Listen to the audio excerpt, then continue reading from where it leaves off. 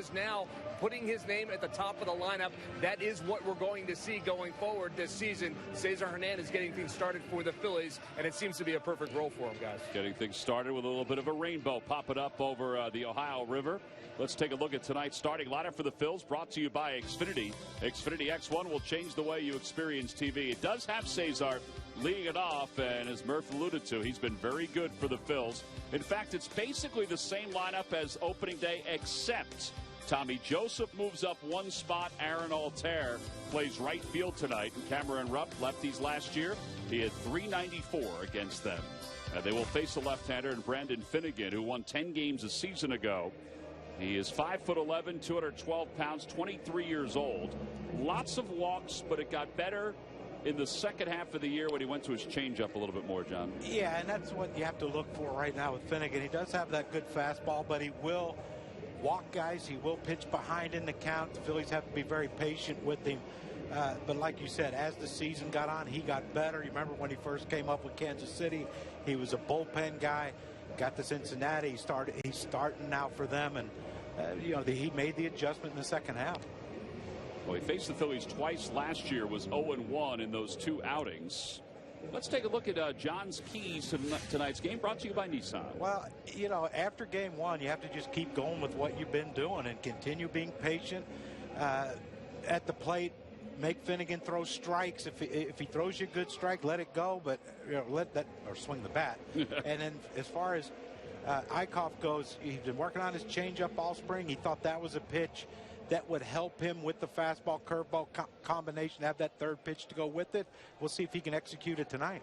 Cesar Hernandez to lead things off, batting right-handed. The third baseman Suarez in on the grass. So the first pitch of the night is outside, so we're underway.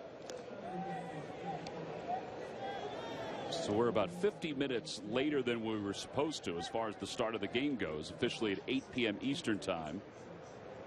1 ball and no strikes to Cesar. It was 1 for 5 with that leadoff home run in game one. I thought Freddie Galvis's comments after the game were great about Cesar. He said, yeah, everybody was excited when he hit the home run, and surprised too. On the outside corner, 1-2. Well, let's just hope he doesn't think he's a home run hitter now and start doing things you're not accustomed to doing. Yeah, Freddie was kind of open about a lot of different topics after the game the other day, including his good day. 1 ball, 2 strikes to Cesar. And a bit inside, 2-2.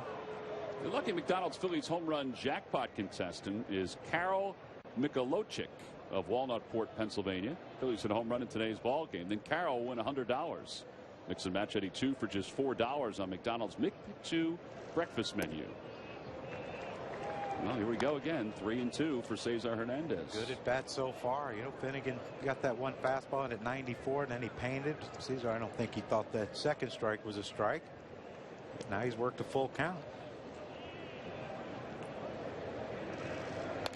And he fouls it away. So just like opening day, it's going to be an 8-pitch at bat for Cesar Hernandez, or I should say a 7-pitch at bat for Cesar Hernandez.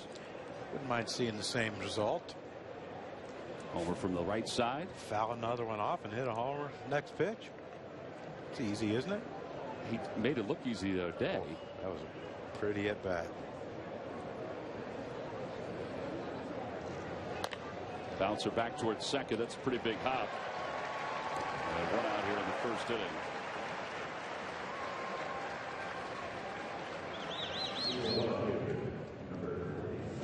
As much rain as you got, you wouldn't think that ball would have bounced like that. Yeah, particularly out in front of home plate. You'd think you would, with Billy Hamilton's speed, you would think they would keep that a little softer and slower. Who was it? The Braves used to do that with Otis Nixon all the time. They used to muddy it up in front of home plate. Teams never did that. Howie Kendrick takes a strike. I know we tried to get the ground crew in San Diego when you play the Cardinals. Remember they had Vince Coleman and Willie McGee and Ozzie, all those guys that could run, and we used to try to saturate by first base so they couldn't get a jump. 1 ball and 1 strike. Didn't help. Who does that? Is the players that ask the groundskeepers to do that? Well, we kind of, yeah. Persuade them? Well, you got to remember who our manager was. Every trick in the book, Boa. 1 ball, 1 strike to Kendrick. Howie was 3 for 5 on opening day. and he saw the most pitches out of any of the Phillies hitters. He saw 26 pitches throughout his at-bats. And that was not lost on Matt Stairs, who, as we talked about in the open, and the guys talked about it on the pregame show, he wanted them to try to run some counts, particularly early in this series. And he was very happy the way the first 3 innings of that game went the other day. And the fact that they jumped out to the early lead.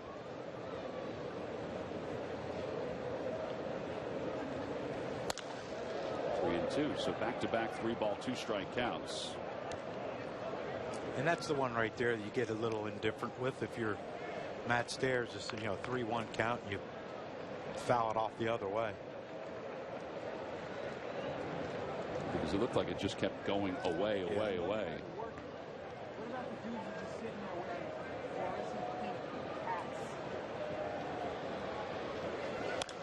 Another one fouled off. The other day, the Reds pitchers had 11 3-ball counts. And already the 2 tonight. That'll run your pitch count up. Well, and that's a combination of them not being able to throw strikes, but the Phillies also being patient, fouling balls off. Just took a peek at Mac Jenkins, who's the first-year pitching coach for the Reds. Tough job. I would think so, too, because your manager was one of the best pitching coaches of the game. Here's ball 4. So Kendrick is aboard. Finnegan last year was second to Jimmy Nelson in walks with 84. It's surprising to see Jake Arrieta up there with 76 walks. Yeah, he had just some issues there and some starts where he would walk 5-6 a game. And then pitch out of it. Yeah, well, yeah, give up 1 run through 6. Here's Odubel. Odubel, 286 last year, had 1 hit in the opener. I'm reminded today that Odubel last April walked 23 times. And everybody was wondering, what's he doing? He's being more patient. Well, it kind of ended there because after April, he only walked 40 more times for the rest of the season. But he was more patient. I have nothing to say about that. That's tough to figure. I don't know if he'll ever be that way. Well, that is a tough pitch there. It's 0-2.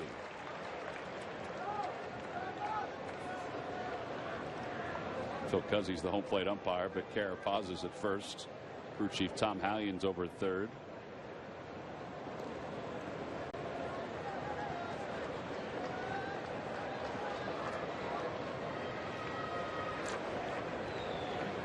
Short lead for Kendrick at first, and 1 ball and 2 strikes to Odubel. Like Finnegan was trying to throw a.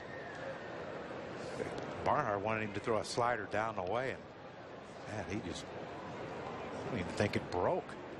84 miles an hour up. I think Odubel was waiting for it to break because he kind of stayed in there. I'll tell you what, those are. You read spin and then it doesn't break or it backs up on you. Problem is the pitcher doesn't know when he's doing that. Slider, backup slider. And Finnegan looked at his finger when he was after he threw it. Yeah, that's what it was. Yeah, it was all the finger. Darn fingers.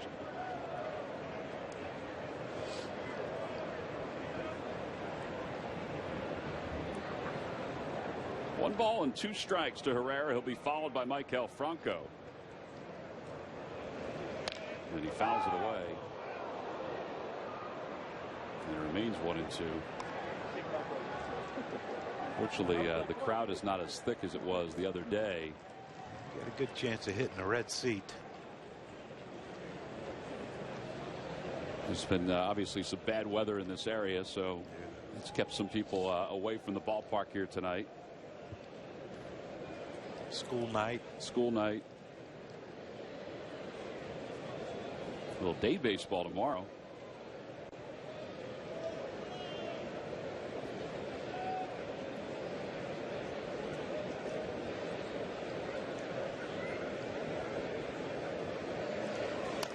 And Odubel fouls it off again.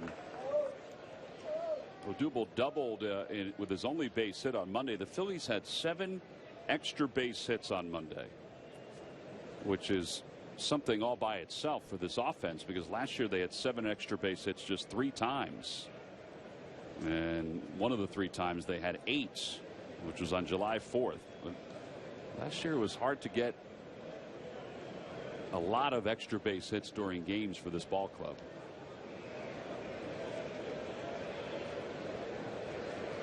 It's already the 20th pitch of this inning.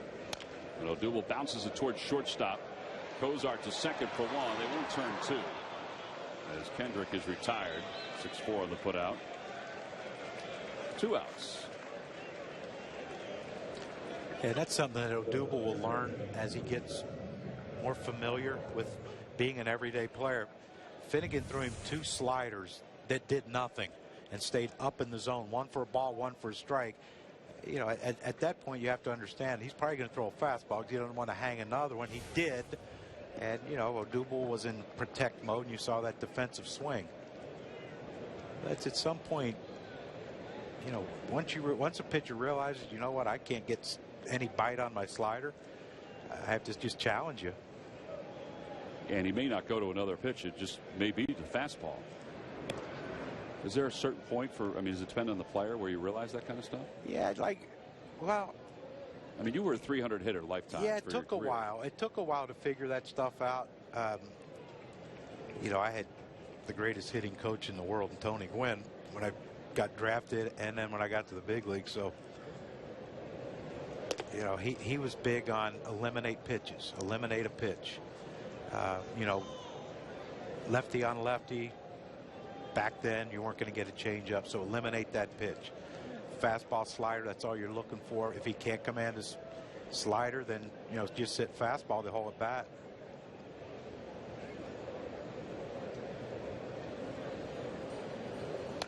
Franco fouls it away. Franco was 1 for 4 in Monday's game. He also walked and scored a run.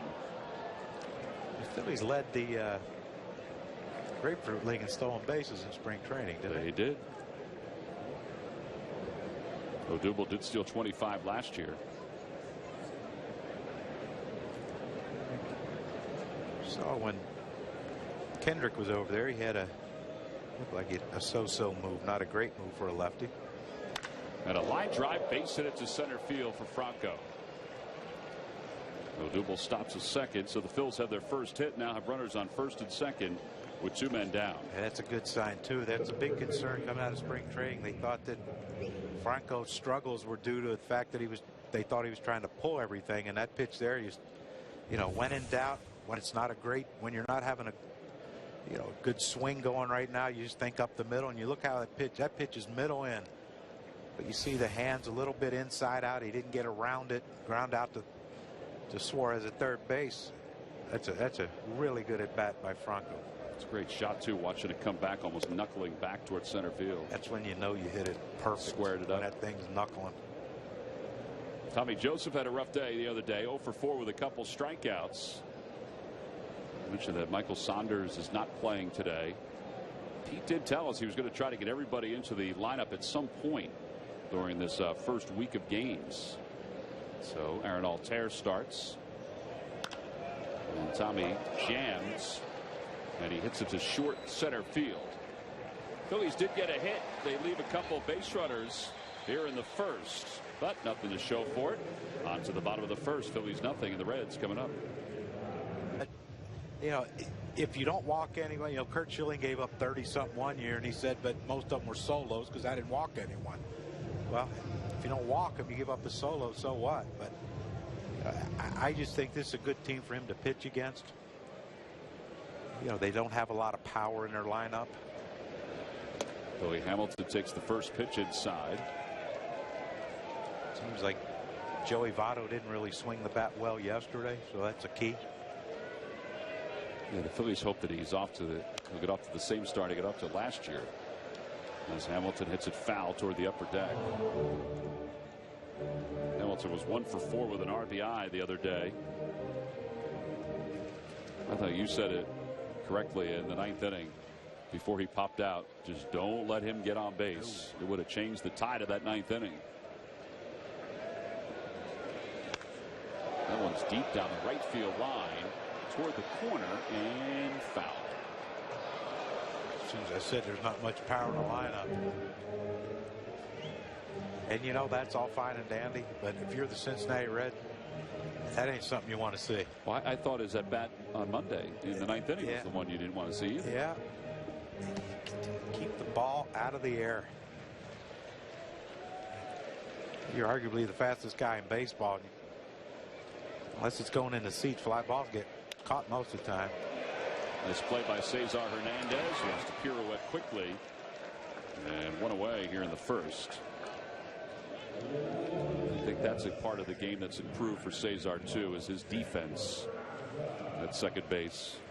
Yeah, and a good clock. I mean, we know Hamilton can fly, but how do you see it here? He catches it, he does the 360 turn, but it was very controlled. You know, he didn't try to rush it. You know, a lot of guys, they try to get underneath that ball when they turn, thinking they're getting rid of it quicker, and it'll take off on them, and did what he had to do. So now Peraza, who didn't play the whole game on Monday. Scooter Gennett came on to play second base. And then he fouls it off to the first base side. But you see the difference in the Reds at bats and the Phillies at bats. The Phillies made Finnegan work. You know, they're swinging at everything Eichhoff's throwing up there. There's that curveball. I know he's really trying to work on that changeup, but his curveball, which wasn't great in spring training, is still such a good pitch. Yeah, that's you know, maybe that's the game plan. Let's try to get the fastball before we can get to that curveball.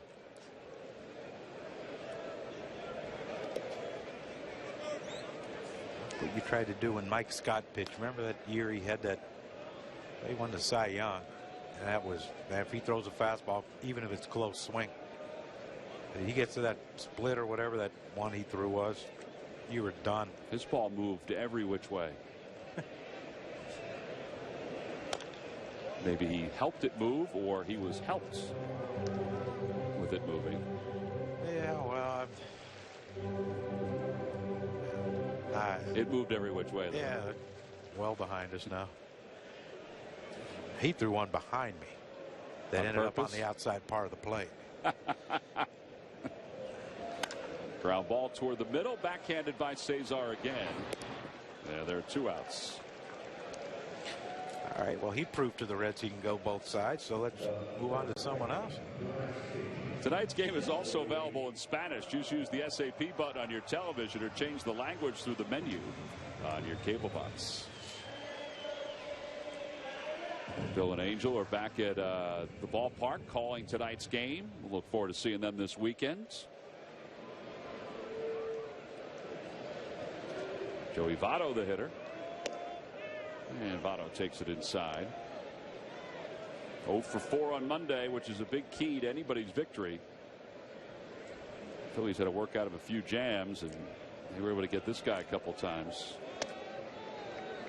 Yeah, that's a key for the Reds. Even though Duvall had a great year last year, power-wise, but you keep Hamilton off base and you control, don't let Joey Votto beat you. Got a good chance against his team.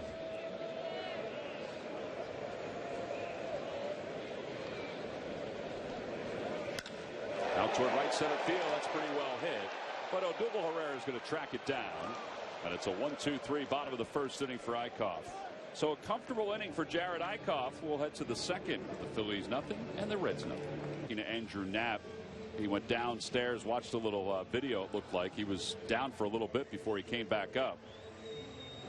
He had a pretty easy first inning.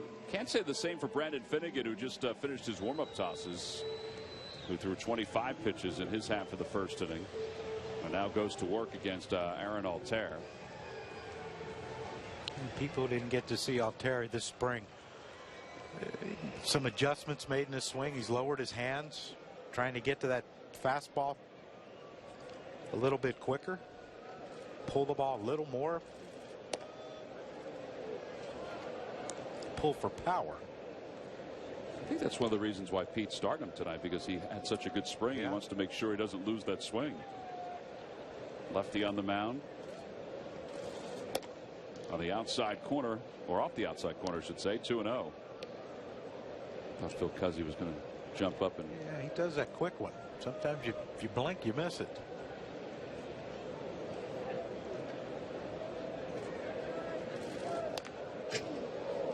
That's what Matt Stairs wants from him. 2-0 pitch, turn it loose. Hunt the fastball and turn it loose. Boy, he did. Matt seems to be enjoying himself in his first opportunity as a hitting coach. 2 balls, 1 strike to Altair. And 3-1. Well, you got to love it. These at bats that the Phillies are putting together.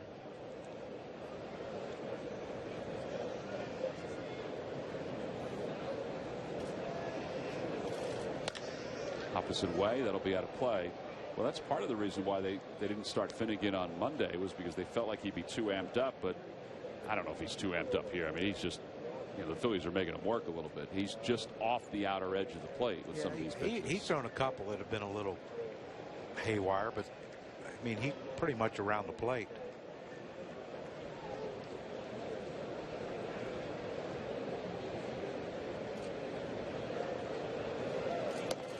Strike 3 call. Fastball in the inner half. That's his first strikeout of the night. Aaron was looking out to the outside part. Yeah, I would hope, but I mean, but 2 strikes, you're just trying to protect, and I guess he thought that ball was inside. But again, here's the situation. I don't think Finnegan has thrown anything other than a fastball for a strike. Sit on the 94. And you should really never get jammed if you're setting on 1 pitch and 1 pitch only, and that's the fastball. You can't throw anything else for a strike. Slow topper out to shortstop, 2 outs. So Cameron Rupp is retired, and Freddie Galvis is coming up.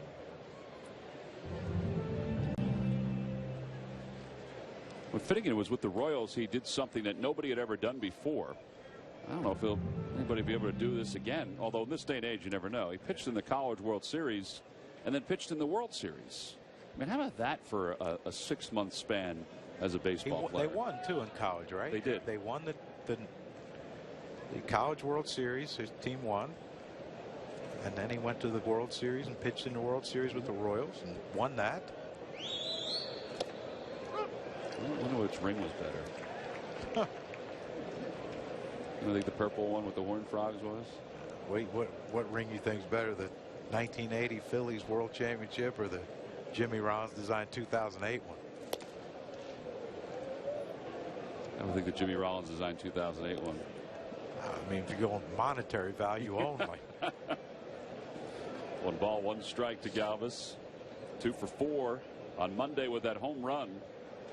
And he lines that one down the left field line. It is a foul ball.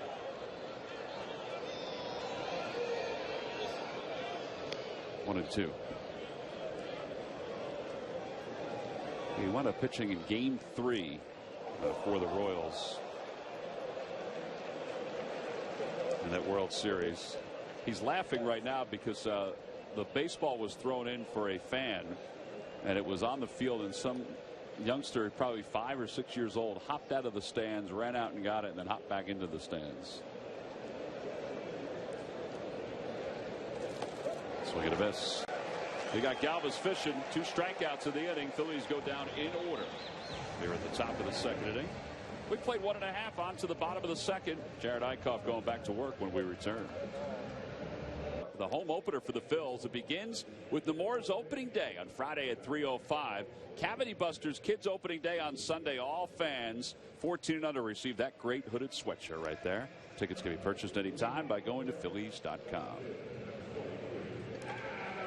Bottom of the 2nd inning, scoreless game. Eichhoff goes back to work. Adam Duvall, Eugenio Suarez, and Scott Schebler are the scheduled hitters for the Reds. Jared did not pitch against the Reds last year when the Phillies opened up here in Cincinnati.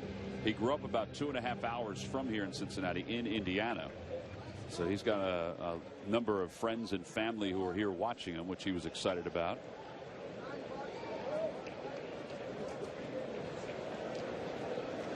And he delivers a strike. 0-1. It's always fun when you come back somewhere close to where you grew up and family and friends can come watch you play in the big league. Your folks, your friends go to Pittsburgh when you play there?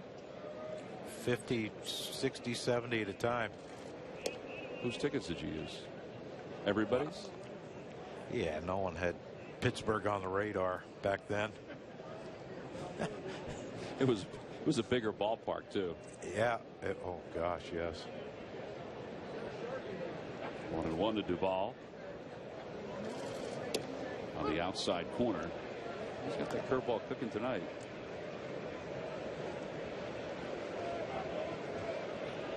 Jim Salisbury from CSN Philly had a great story today about the relationship between Cameron Rupp and Jared Eichhoff and how that evolved at the end of last season.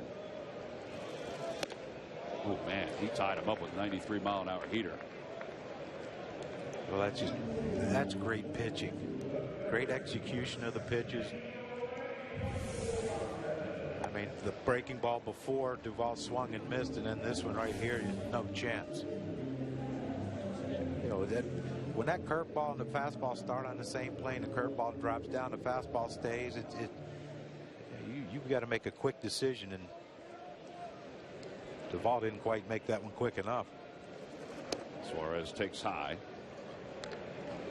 Well, there's that changeup that we've been talking about, how he's worked on it this spring.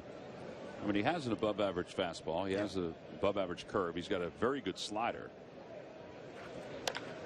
Ground ball to third base. Nothing better than a well-located fastball, though, and there are 2 outs.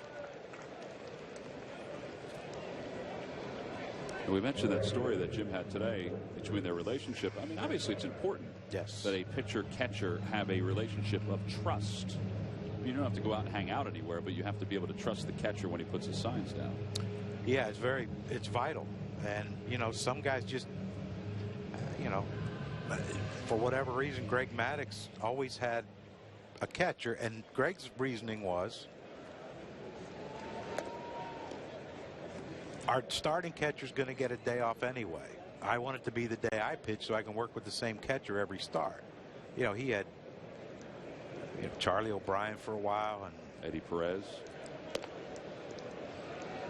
Yeah, people misconstrued it. Maybe he didn't like Javi Lopez. No, he didn't want Javi Lopez to be his guy. No, it had nothing against him. He knew Javi was the everyday catcher. So, and Greg will tell you, I might have sacrificed offense having Javi not in there, but I wanted to work with the same guy every day.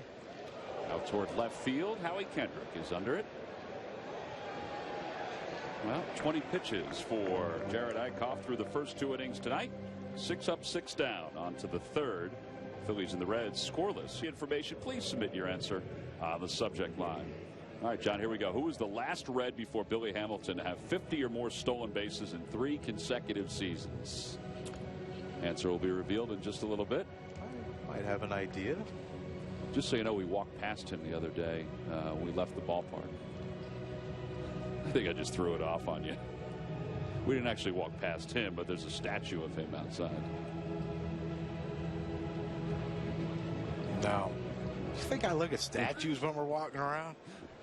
No, keep your head down. Keep on moving. I'm just focused on everything you're telling me. I can't do 2 things at once. Top of the third inning. Eichhoff leads it off. I think now. Now go with your first thought. Go with your first thought. Well, maybe not now. Eichhoff hit a $131 last year. 0-1. Did I used to work with him at ESPN, maybe? You did. Yes, you did. Well, yes, you did. Because you worked with a couple of Reds, but the correct answer you definitely worked with. So it wasn't Eduardo Perez? It was not Eduardo Perez. God bless him if he was able to do that. 1-2. Sneaky fast, Eddie was.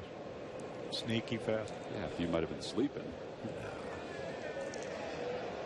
He's a good man. Swing and a miss. 3 strikeouts for Finnegan.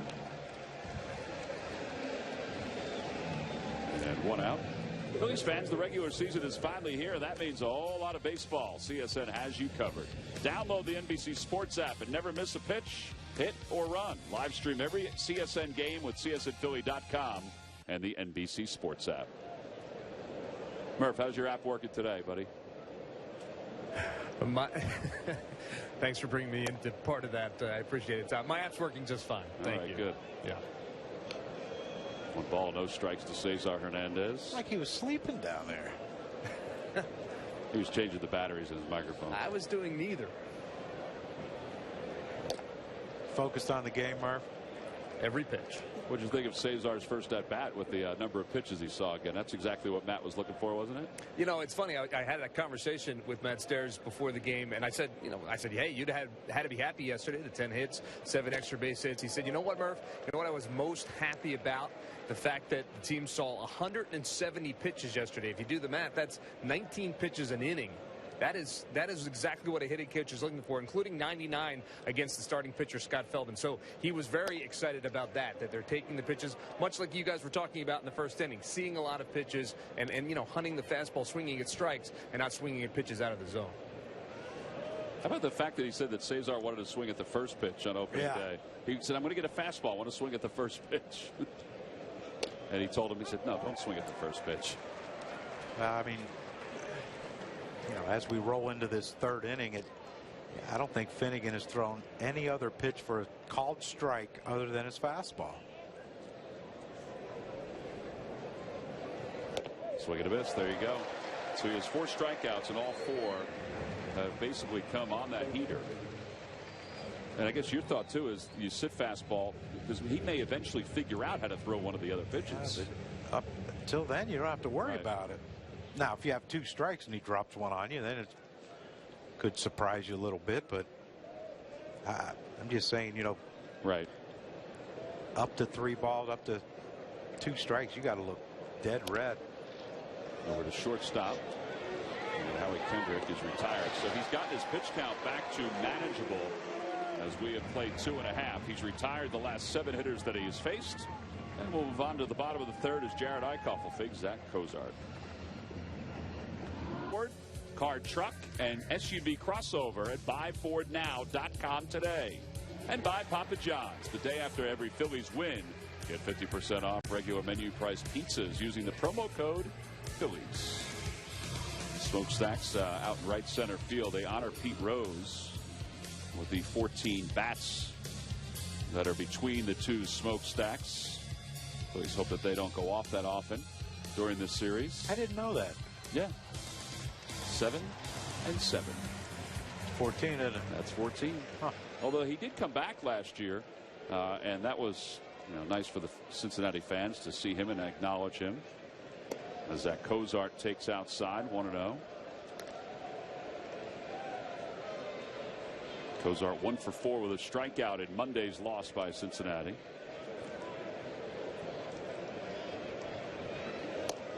I don't know what the Reds will do with him. He's a free agent at the end of this year. Last year there were rumors that he was going to be dealt before the trade deadline. That could happen before this year's trade deadline. Well, you have to feel that at some point some team's going to lose a middle infielder to injury or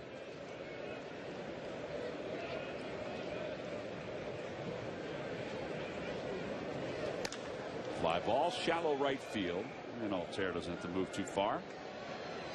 And 1 quick out here in the 3rd.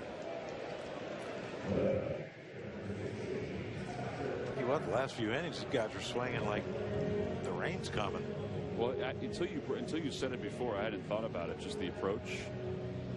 The Phillies have altered it the last couple of innings where they've gone a little earlier in counts. But it's true. The Reds' approach is, I'm going to get them right away. Yeah. Barnhart 1 for 3 on Monday. He hits that one well out toward right center field. And that's going to drop in for a base hit and go all the way to the wall. And Barnhart will head towards second with some lightning flashing over the Ohio. That is a 1-out double. It's the first hit of the night for the Reds. And when you have a guy that has a great breaking ball like Eichhoff has. You want to try to jump early. See the 4-seam, 2-seam, it looked like, just run back over the center of the plate. I mean, that's one of those pitches you're lucky it stays in the ballpark. So runner in scoring position. Here's Finnegan.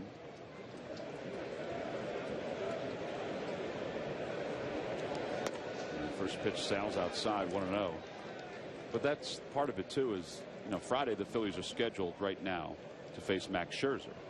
They may have a totally different approach against Scherzer than they have against these first two pitchers against the Reds, because he throws so many fastballs like Jared Eichhoff. But he has unbelievable breaking stuff and a great changeup. You know, you're not one of the best pitchers in baseball by being a one-trick pony, you know. Right now that's listed as TBA, but that seems to be who's going to start. They should know, they said, by the end of today. Today's not over yet? There's rain delay? I think they're playing right now against the Marlins. I don't know if that's the reason why. Breaking ball, 1-2.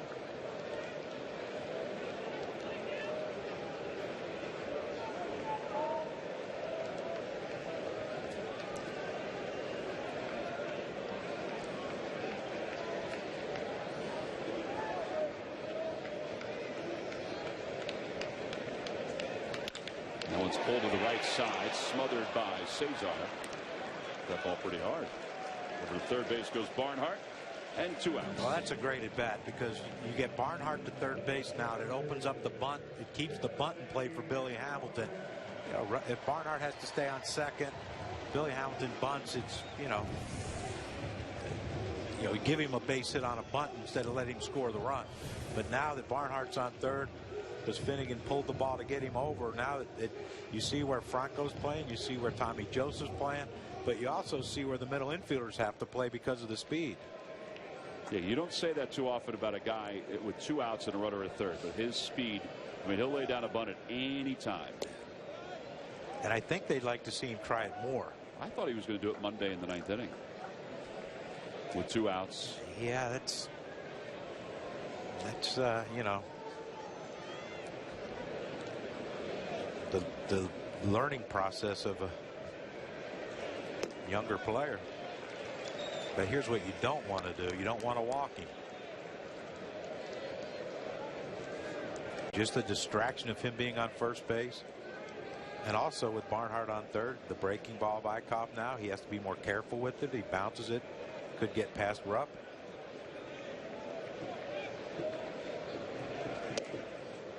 Three balls, no strikes. That fastball a little too tight. Jared gave a little peek in. Peraza is on deck.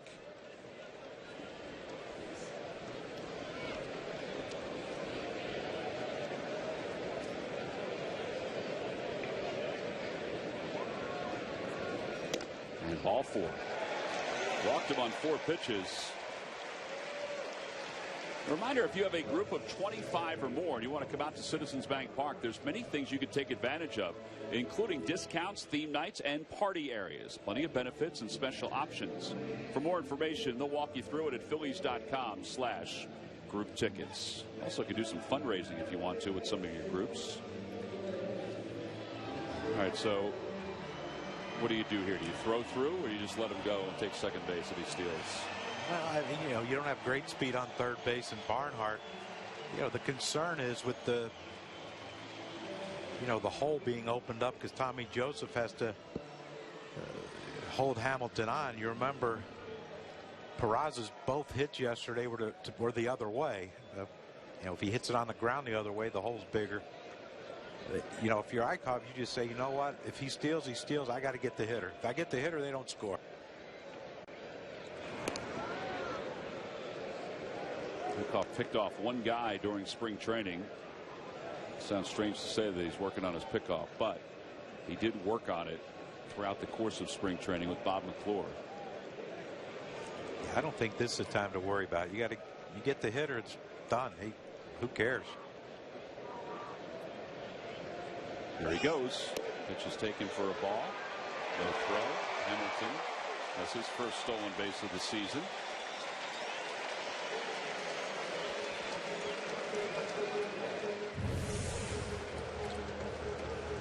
Well, you see the first step, the explosion, and what you love there is the middle infielders didn't move. They weren't going to sacrifice opening up a bigger hole to let Peraza try to shoot something past them. They were holding their ground. And you can do that with 2 outs. Peraza lifts it into shallow left center field. Well, after throwing 5 straight pitches out of the strike zone, he throws a good one to get the last out. And the Reds leave a couple in scoring position. 3 in the books. We'll move to the 4th inning. Phil's in search of some offense. Cartridges. Print up to 1/3 more pages. Get yours from who? But WB Mason today, and experience the difference. Nobody beats WB on HP. 3 of the books as we move to the top of the 4th inning. We had a 50-minute rain delay before we started tonight's ball game. That didn't deter Jared Eichhoff, who's allowed 1 hit so far through 3. Toughest inning he's had was the last one. And now he'll sit and watch and see if the offense can get something rolling. So the rain has started a little lightly here in Cincinnati. The only reason we know that is because of that umbrella and some others. But the groundskeeper went out to talk to Tom Hallion in between the last inning. He didn't have his phone out, though, to show him the radar. It's either good or bad. He could be saying we're all good, or we got something coming. I have to show you. I don't even have to show you how bad this one's going to be. Dougal swings at the first pitch. Are they letting Finnegan off the hook a little bit here? Absolutely they are, because he hasn't really commanded the strike zone. And I know, you don't want to let that first pitch fastball go, but at some point you're going to get another one. Yeah, he threw 25 pitches in the first inning, and the last 2 innings he's thrown 22. And now this just 1 pitch to get 1 out here in the 4th. And then, when you do that, for swing at a first pitch fastball, making out, now, I don't understand why. It looked like he just threw Franco a changeup right there first pitch. Probably not swinging. Throw a fastball away, get strike 1. Now he might be swinging if he throws him a fastball down the middle. Put it in the seats. 1 ball, 1 strike. We had heard a lot about his changeup because he threw it more in the second half last year. His former Reds teammate Dan Straley, who's now pitching for the Marlins, he taught him the changeup. It's out toward left center field. Hamilton venturing back. It looks like he has room, and he makes the catch. That ball traveled more than I thought it was going to. 2 outs. You see Hamilton and Duvall talking about it. Looked like you're talking about how well that ball carried. And sure, Hamilton's saying, hey, you just worry about getting the line. I got the rest of it. It looked like a changeup right there by Finnegan, and that caused Franco to get just a little bit out in front. But you're right. When that ball left the bat, I thought that was going to be a routine pop-up to center field. Tommy Joseph swings at the first pitch fastball. It's 0-1. Tommy flied out to shallow center his only time up. 0 for 5 to start the season.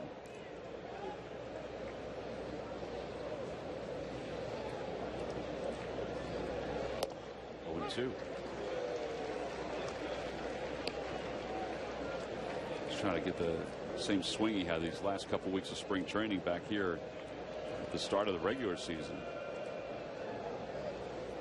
He was hitting everything hard. They appeal. No swing, says Vic Carapazza. It looks like he's just a little bit of confusion. Swinging at balls, taking strikes.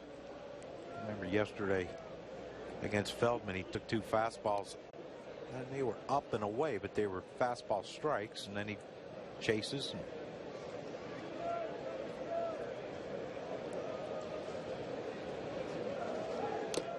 And a foul tip hung on to by Barnhart. 4 strikeouts for Finnegan. He's retired the side in order in 3 consecutive innings. A ground out, a fly out, and then a strikeout of Tommy Joseph. 1, 2, 3 go the Phils onto the bump. But WB Mason for fast free delivery. Nobody does it better. And by T-Mobile. Only T-Mobile lets you stream, post, and share all things MLB. With T-Mobile One, unlimited data remains, or unlimited data means unlimited baseball. Well, the rain's falling a little harder now in Cincinnati. Well, yeah, it's falling a little harder. Changed even in a matter of seconds when we started reading the billboards. Folks are putting on the ponchos. It's always entertaining, John. Yeah, that would be a one and done for me. Especially if it got wet. I mean, it would get wet on the outside, obviously, but there's no way you get that thing back on. Look at the size of that umbrella. Hey, they got 3 people under there. Out toward left field, Howie Kendrick is under it for the first out. Murph, I think we found an umbrella that you can hide under. Well, it's raining. Murph bailed.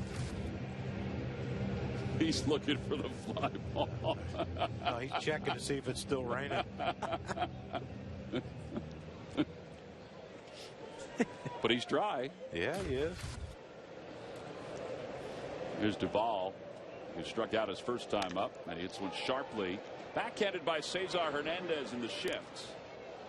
And there are 2 quick outs. 4-3 on the put out. And Suarez coming up.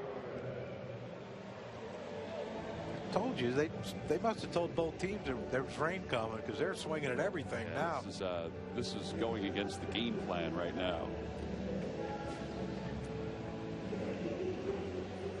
40 pitches with 2 outs in the 4th inning for Icon. 0-1.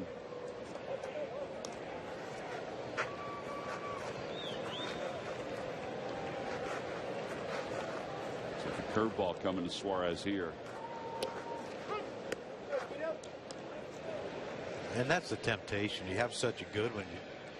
I mean, I'm sure there's times where you just love to throw out every pitch. Well, there you go. He throws it back-to-back pitches and picks up his 2nd strikeout and sets the Reds down in order here in the 4th inning. 4 in the books. It's raining. Don't tell those 3 guys. They don't even feel it. He just talked to Stephen Lord, who's the head groundskeeper, and he was showing him some bits of the radar. It seems like we'll be okay to keep playing and get through, this storm that's hitting right now. There they are right now. That's moments ago. See the radar? It's kind of split. I'm not saying it's the Weather Channel app that we showed you before, but it's an app. It's an app. Aaron Altero lead it off. And as Finnegan has retired 10 straight, and he swings at the first pitch, and he's now retired 11 straight.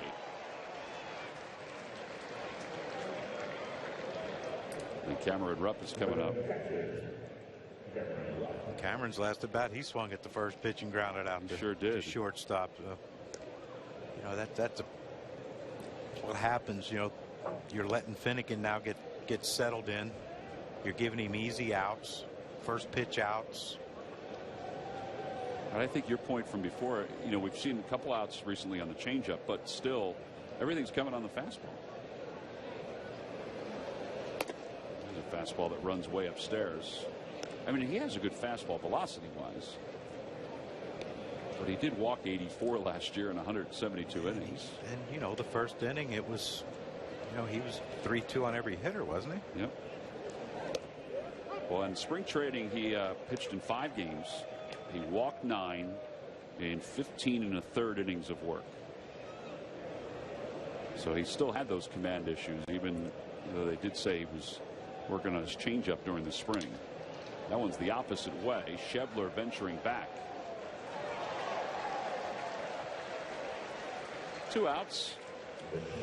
Time now for our Citizens Bank minor league report. Last night, Lehigh Valley and Reading met up at Lehigh Valley in the US 222 Showcase. It's a fundraiser they've had the last several years. Lehigh Valley came from behind. Dylan Cousins hit a solo home run. That made it 3-1. And then Cam Perkins, a 2-run single for Lehigh Valley. Harold Martinez had a 2-run single for Reading.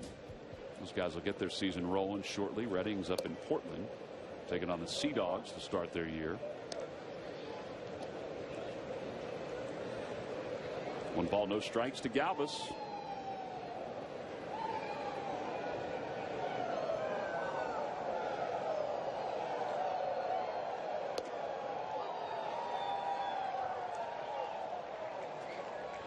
Did Ric Flair just show up at the ballpark or something? Oh, the nature boy.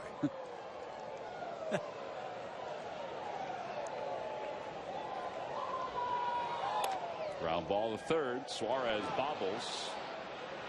And a 1-2-3 inning. Well, 13 in a row retired by Brandon Finnegan. He is going down with his pitch count. 9 the last inning, 7 this inning.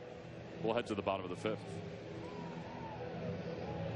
You can't put a price on safety. That's why every 2017 Toyota RAV4 comes with lane departure alert, pre-collision system, dynamic radar cruise control, and automatic high beams, all standard at no extra charge. To get similar safety features in a Honda CR-V, you'd have to pay $1,765 more. The 2017 Toyota RAV4. When it comes to safety, Toyota sets the standard. Tested, trusted, Toyota. Toyota, let's go places.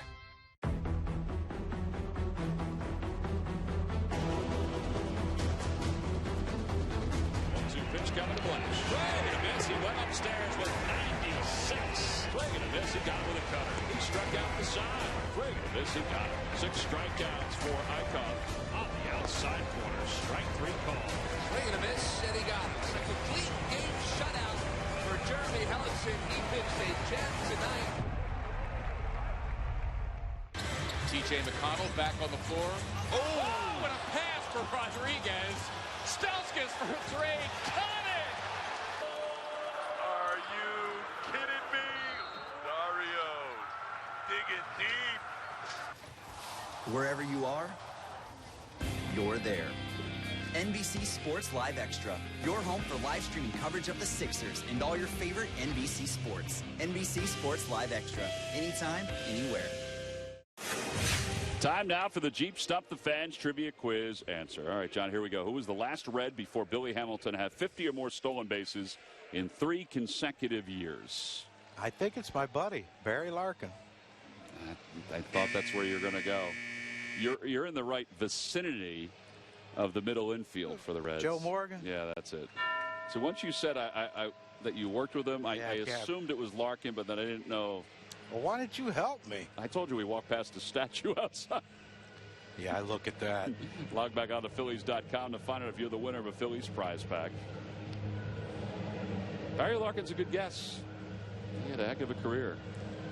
A Hall of Famer. Yes. He doesn't have a statue out there yet? Let's ask the Peanut Gallery up here. He does not apparently have a statue out there. Wow. He will.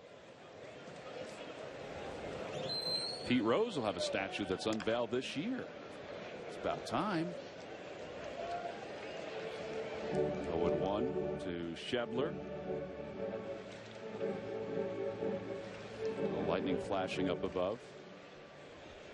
Shebler flied out to left field his first time up.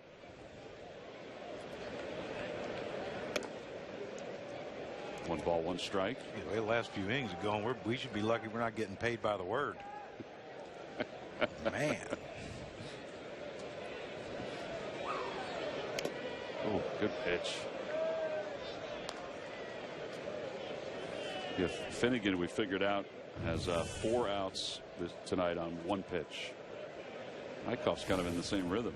Yeah, that's 75 miles an hour when you can throw low to mid 90s. And that's the one right there. He tried to get the chase.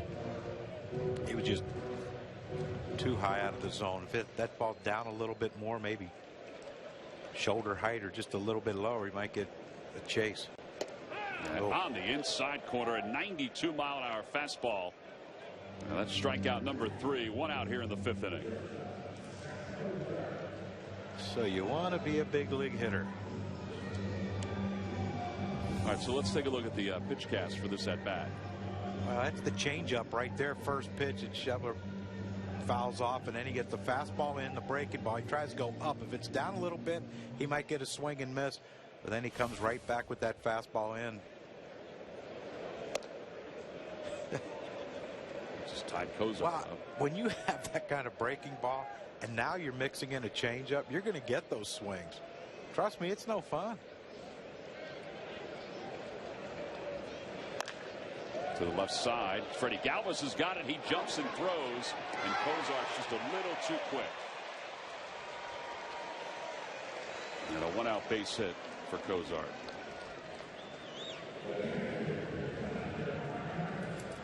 Playing that position is a lot about the range, and he certainly got to a tough ball here. Yeah, that was, you know, once he had to take that extra step, you knew with the speed of Kozar there was no chance. But you know, I think people around baseball should get a look and understand that this man should win a Gold Glove at some point in his career. Soon. He's just got to get that one to kind of wrestle away from Crawford and put it in everybody's head. Because as we know, sometimes, you know, when it comes to the Gold Glove, once you get one, you're more apt to get 2 or 3.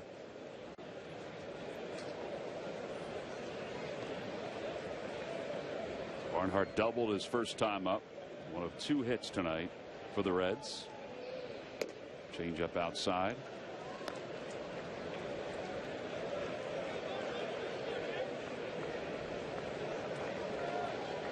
Who votes for the Gold Glove? Is that writers? No, it's the staff, the coaches. Oh, okay. Yeah.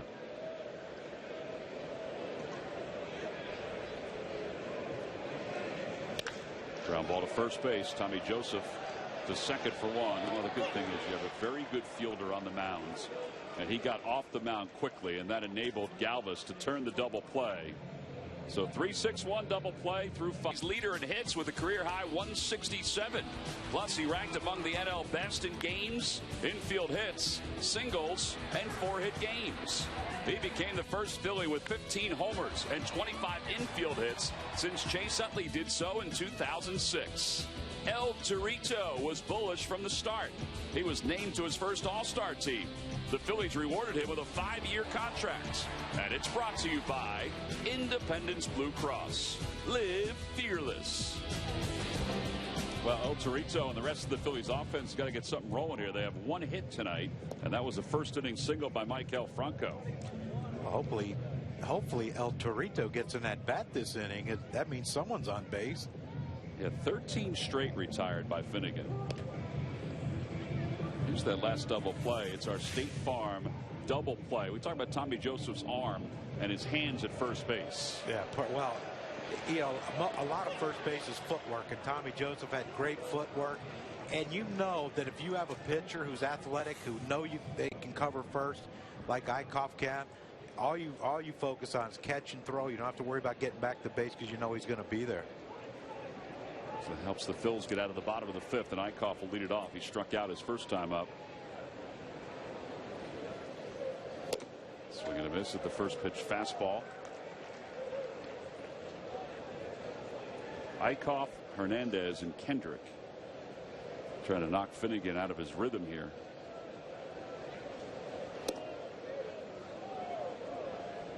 Yeah, we need to get him from the stretch. Even though he pitches from the modified stretch, like a lot of guys are doing, we got to get him back in that stretch.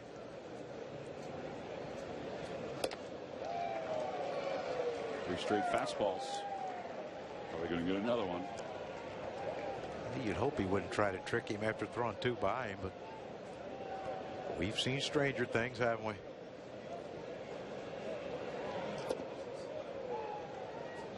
I have to admit, when he was with the Royals, I thought he was just going to be a reliever. I didn't think he would be a starting pitcher, and probably because I thought he was good as a reliever. Because he, you know, he has that fastball, he can throw the breaking pitch. Well, and he was coming out of that bullpen with, Wade Davis was in that bullpen, and Holland, and they had guys that were rushing it up there. And when he came out of the bullpen as a lefty for 1 inning, I mean, he was getting it up there in the mid to upper 90s. Yeah, they say the last couple of years he's lost a couple miles an hour. It's still very good. Yeah. I mean, we'll see he's a tonight. starter. Right. 3-2 pitch coming to Eichhoff. And he fouls it away.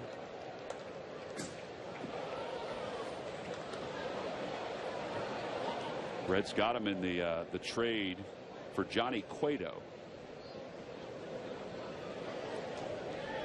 Obviously, he was disappointed to leave Kansas City because they went to a second straight World Series. But here he does get a chance to start.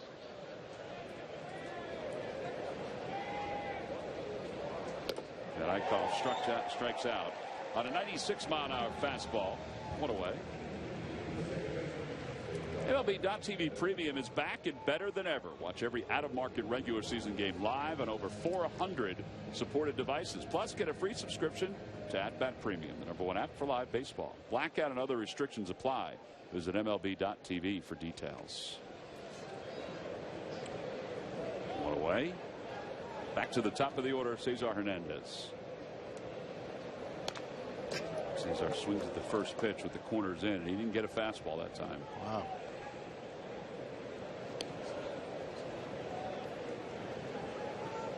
Oh, you thought things were going to go good.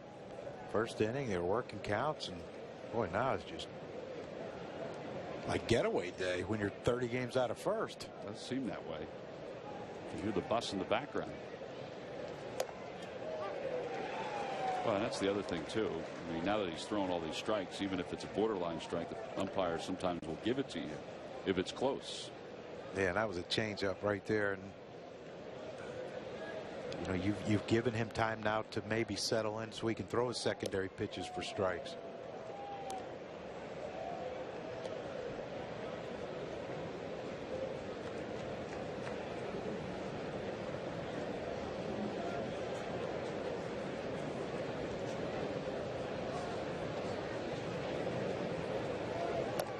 On the outside corner, he painted it right at the knees. Back-to-back strikeouts.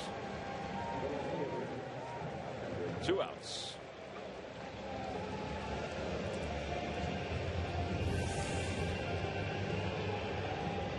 That's, you know, look, according to the box we have there, that's a ball, but with 2 strikes at 96, you can't take it.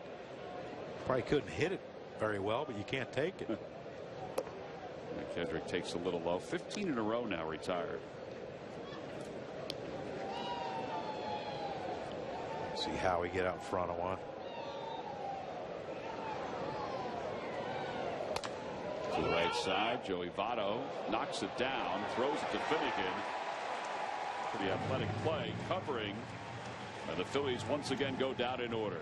16 in a row retired by Finnegan as we come. Then by McDonald's. Mix and match any 2 for just $4 on McDonald's McPick 2 breakfast menu. Bottom half of the 6th inning. Both pitchers are dealing here tonight. Jared Eichhoff for the Phils and Brendan Finnegan for the Cincinnati Reds. Finnegan will lead it off for the Reds as we go to the home 6th inning. Thought after the first inning Finnegan might go 4. I was actually thinking the same thing. And, you know, now it's what, it's bottom of the 6th and he's hitting, like you said, he's caught up. Pitches the inning pitched. He's retired 16 straight. And he takes a healthy hack at the first pitch here. 0-1. Kind of like that though. Fan made a great catch, huh? Really did. See, with the poncho on and the whole deal.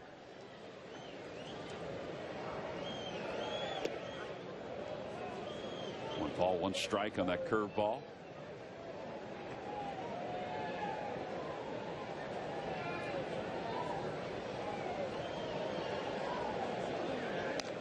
Little tapper.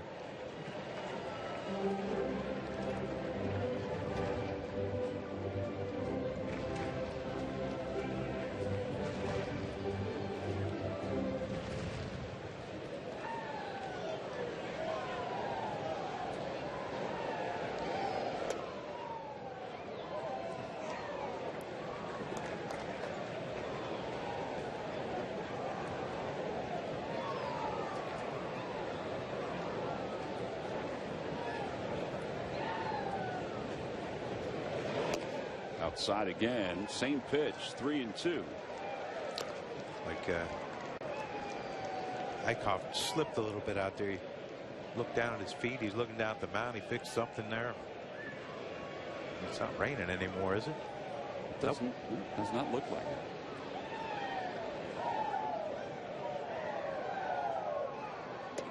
And a strike 3 called. Finnegan a little upset with himself. That was a good pitch from Jared Eichhoff. And Murphy was on the cusp of possibly walking up out of there, but did not do it. He's only walked one tonight. Just one tonight, Tom, and that's really not out of the ordinary for Jared Eichhoff. In fact, he was one of the best in the National League last year, and without giving out free passes, not walking guys. 33 starts a year ago. In 10 of those starts, he didn't walk a single batter, and you see he got better in the second half of the season. First half of the season, 2.39 walks per 9 innings, 1.32 in the second half of the season per 9 innings, and well, that's what he's doing again tonight. He likes to go after these guys. He talks about just going right after them and battling and not giving them any free passes. That's exactly how Jared Eichhoff has attacked the Reds tonight, guys. Well, I think that's the reason why, if you look at his numbers last year, 2 runs or fewer in 17 of his 33 starts. You know, if you're not going to put extra guys on, they're not going to score extra runs. Yeah, that seems pretty logical, doesn't it? But you know, that's the absolute truth. You know, you put guys on free passes, it's like a momentum builder for the other team. I don't know if this is what the Phillies expected when they made the Cole Hamels trade, because we had heard so much about Jake Thompson and we heard a little bit about Alec Asher, but Eichhoff has been a huge boost to this rotation coming over from the Rangers. So that was a slider, right? That wasn't the changeup. Yeah, it looked like it backed up a little bit. Backed up a little bit, but yeah, I mean, man, this is, you know, I wouldn't be surprised if he throws a breaking ball here. And he does, and he froze him. Back-to-back strikeouts, 2 outs here in the 6th inning. 5 strikeouts for Jared Eichhoff. Yeah, I said it the other day. When you're a guy as fast as Billy Hamilton, what's the pitcher supposed to not do? Walk you. Well, you throw fastballs not to walk guys. So I don't know how many breaking balls he's seen, but he surely hasn't seen one as good as that. Well, maybe Adam Wainwright, but you know, those are 2 really good breaking balls. Wainwright and Eichhoff both have. And you know, I don't think Billy Hamilton yet has made the adjustment to hitting a breaking ball. I think that was the big knock on him even last year when they thought he was taking that next step as a leadoff hitter.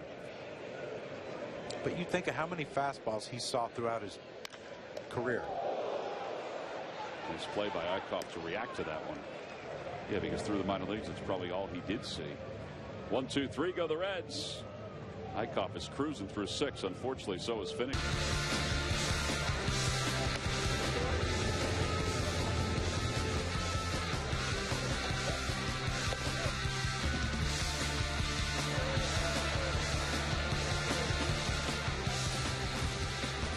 Time now for your Delaware Valley Honda dealers game summary. Yeah, the rain has fallen for a good part of tonight's game. It delayed us for 50 minutes. It hasn't really had an effect on what's happening offensively or on the mound so far. It's all about the pitching of Eichhoff and Finnegan, who's retired the last 16 batters that he has faced. Both pitchers have gone 6 now as we begin the 7th in a scoreless game. Well, Eichhoff has pitched well from the get-go. Finnegan had a little bit of a blip in the first inning, but really has turned it on. Part of it's the help of the Phillies offense. He's thrown just 50 pitches over the last 5 innings. Yeah, well, Eichhoff came out immediately and had his secondary pitches work, and Finnegan lately has had some of his secondary pitches work in the last few innings. Early on, though, it was a struggle for him. Double maybe should have stayed in there and taken that right off the leg or something. 80 miles an hour, but I mean, when you see it coming at you, you're not sure if it's 80. 1 ball and no strikes to Odubel, who has grounded out twice.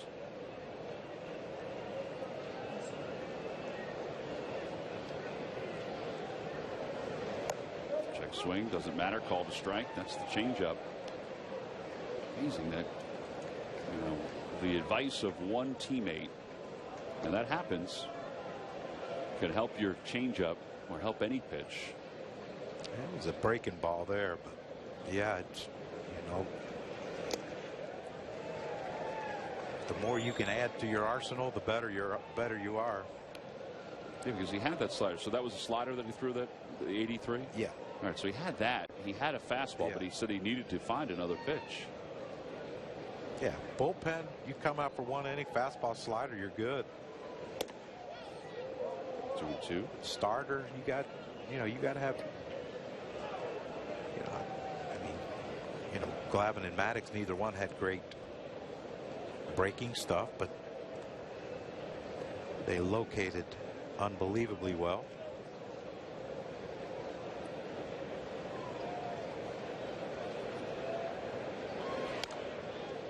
Fights off a 95-mile-an-hour fastball.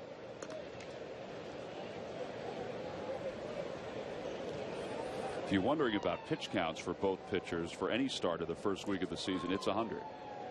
I mean, that's where they'll gauge it, how hard they get to 100, whether they're taxed at all. I mean, I don't think any pitcher is taxed right now. They're not taxed, they're not even Uber. 2-2.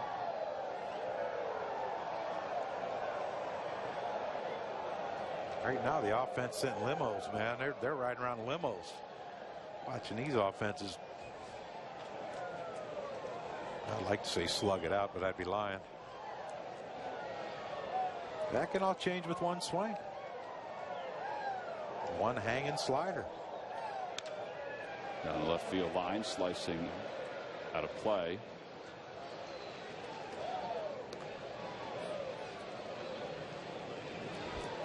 Reminder that fans can stop by the Phillies opening day block party presented by Budweiser prior to the home opener on Friday. In addition to the Bud Macro Bar, there will be live music, appearances by the famous Budweiser Clydesdales, and other festive attractions.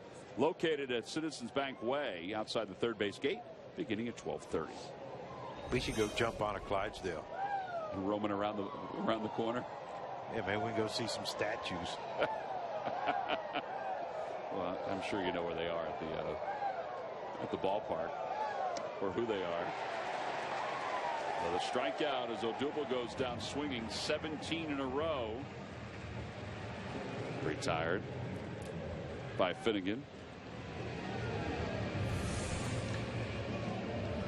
I think, Odubel got in protect mode, and that's one of those that, I think he was looking away, and Finnegan said, no, I'm coming in. That's a jump. Please hit my bat and go foul swing. Franco has the only hit tonight for the Phils. It was a first inning single up the middle.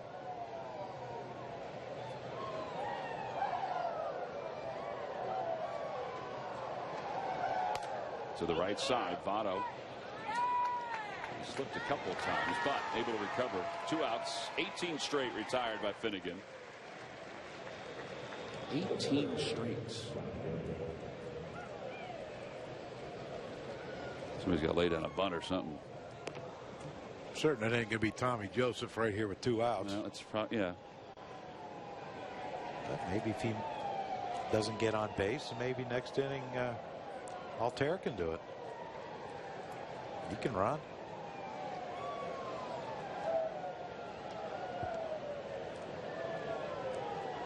Maybe Tommy Joseph will catch one. You never know.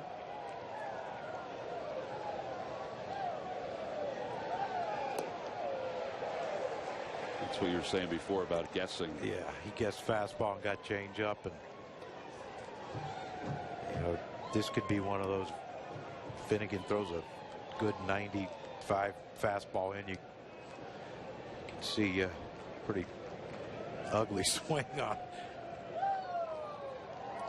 Yeah, when you're behind the fastball and the head of the break and stuff, there's some issues. He's coming in there. He just didn't snap it off, and it's 1-1. 60 pitches for Finnegan since the 25 in the first. I mean, eventually they'll have to take him out, right? Well, they got somebody up and throwing right now in the bullpen.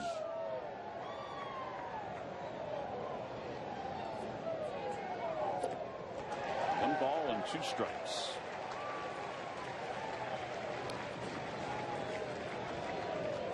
I don't think he's going to want to come out of this game if he gets this last out here.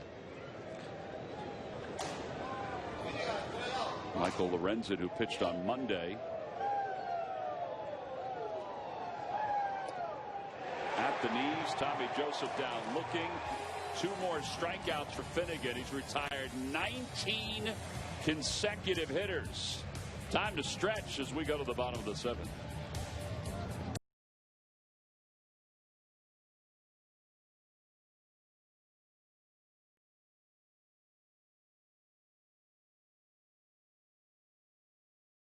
On social media, and we'll get answers from Ricky Bottalico and Ben Davis on the post-game program. That's after Phillies and Reds.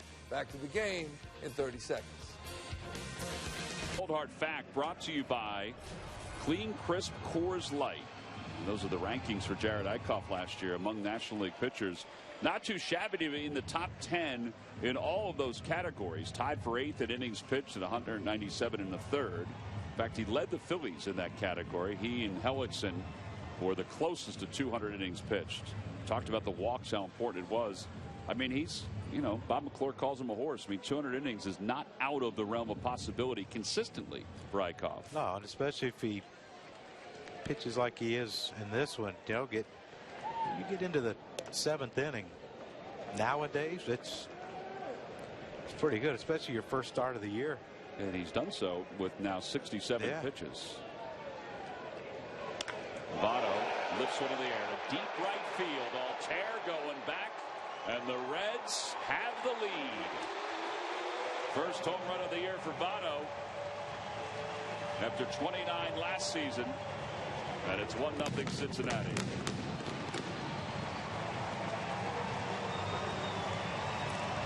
Only the 3rd hit.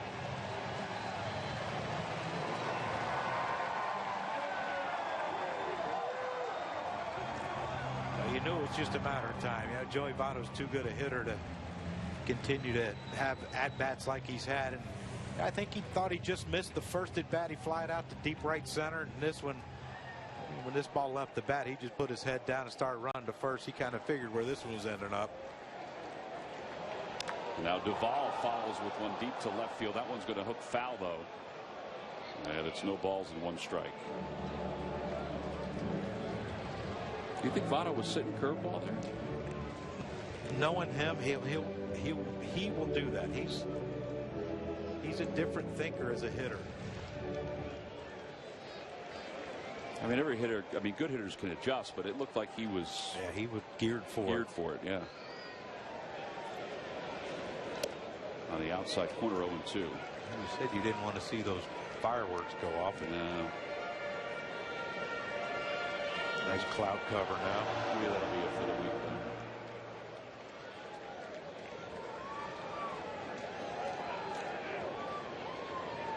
Another curveball. Line to left field. Kendrick cuts it off. Duvall's going to try for second. The throw kind of dies, and he'll slide in safely. Second double of the year. Back-to-back extra base hits. Well, they started getting somebody up in the bullpen. Bob McClure and Pete McCann were going over the lineup card a moment ago. Now Rupp's going to go out and just chat with Eichhoff. Neshek's the right-hander. Joely Rodriguez the left-hander.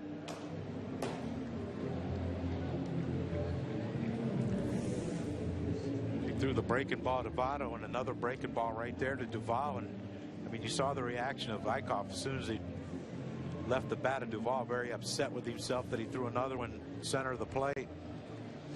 This could be. You know, we'll send Cameron Rupp out to talk to him. Now we'll send Bob McClure out to talk to him. This is a try to get one of those guys up in a hurry. He was saying the other day, Neshek doesn't take a whole lot of time to get himself loosened up. Rodriguez is probably up in case they want him for Schebler if Suarez gets on. Reminder, every time the Phillies retire the opposing team 1-2-3, Comcast will make a contribution to Phillies charities.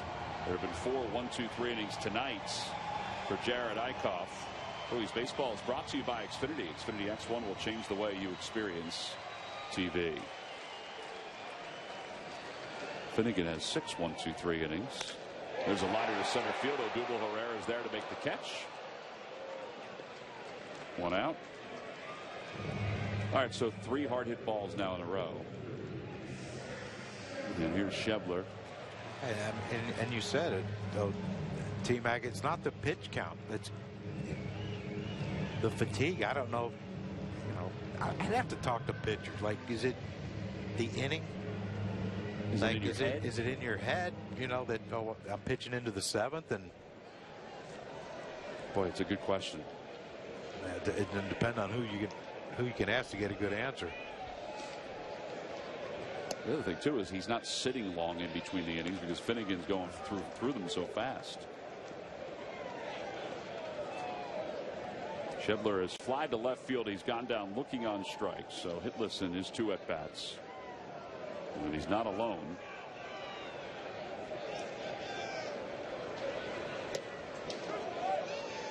One ball, 1 strike.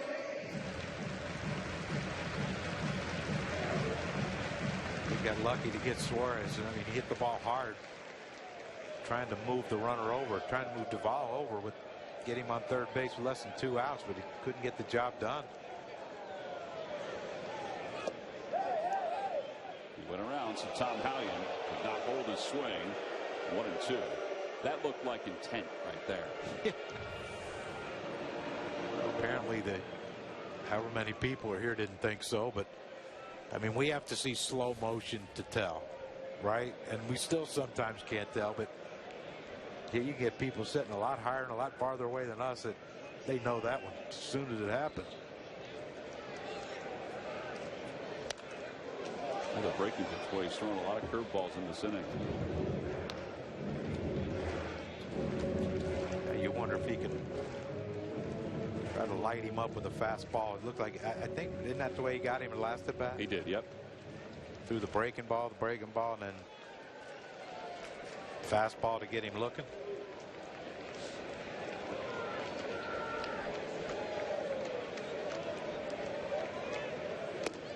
Try to check again. This time Tom Hallion says he didn't go. 2-2.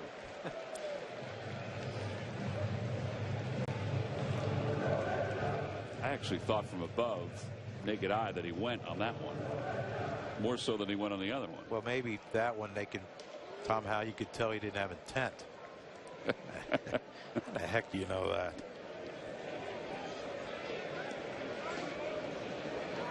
Got him. So a high fastball, and he picks up the 2nd out of the 7th inning. Well, the great thing is he was in swing mode. Schebler was. He check swung at the fastball up, so go up there again and see. Well, this is a carryover from last year. I don't know if there's any correlation to Eichhoff being on the mound, but last year the Phillies averaged less than 4 runs, just about 3.5 runs per game for him. They had 3 different starters who were among the league leaders in lack of run support.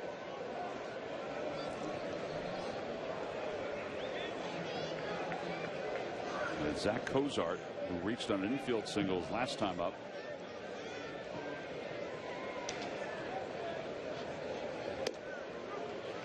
That's a great thing about getting Schebler out. Now you have 2 outs. Remember, Cozart got the infield single, and now whether he hits an infield single or not, you know, the defense can move back and knock the ball down to keep Duvall from scoring. To the right side, that's a base hit. Altair getting to it quickly, rounding third and heading for home. It was bobbled by Altair as Duvall, and he'll score. It's 2-0 Reds. Once it got out to the slick grass, Altair could not get a grip on it. He had a play at the plate. I think he had a play without question because he has a great arm, and Duvall can run, but he ain't that fast. But I just think that was a look up and bobble. Well, here comes Pete Buchanan, so that's going to be it for Jared Eichhoff. Well, he had a chance to get through the 7th inning with just the 1 run, but the Reds have scored twice. There's the bobble we talked about. Yeah, that had nothing to do with the wet. He was just trying to transfer from glove to hand and couldn't get a grip. So a pitching change here in Cincinnati. The Phillies trailing at 2-0. We'll be back right after this to break down his expectations for several key players and why you want to watch this 2017 squad. Listen and download at csnphilly.com. Well, 2 outs here in the bottom of the 7th inning. The Reds have scored 2 runs.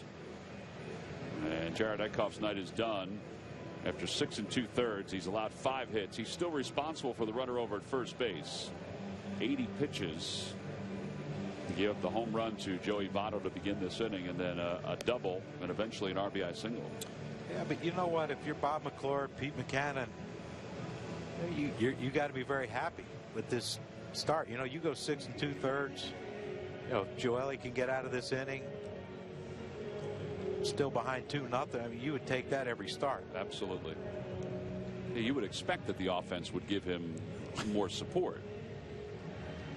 Well, yeah, you would hope. And it's early enough that they can still do something. Well, they're going to face the Reds bullpen because Finnegan looks like he is done, as we mentioned. Here's Barnhart with a runner at first base. Joey Rodriguez came up last year and showed much better velocity than what he had thrown earlier in the year in the minor leagues and even the previous year after they acquired him from the Pirates. Kiblahan out in the on-deck circle.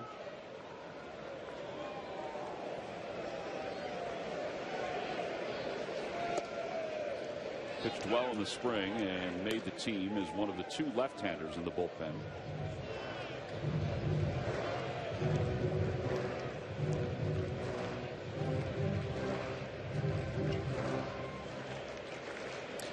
This is solely a move to Barnhart. Not swinging a bad bat from the left side, making move over to the right side because you know, the pitcher spot comes up 4th next inning for the Phillies, so you know this is it for Joely if they, unless they can't get anyone on base, which has been a pattern. It's been a little bit of an issue since the 3rd. 1 ball, 1 strike.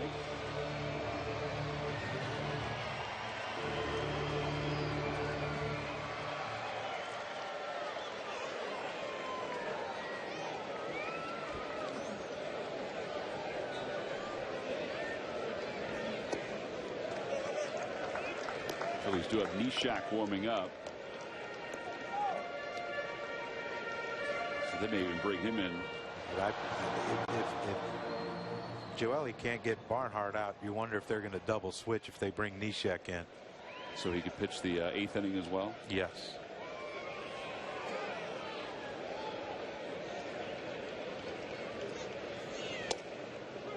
Two and two.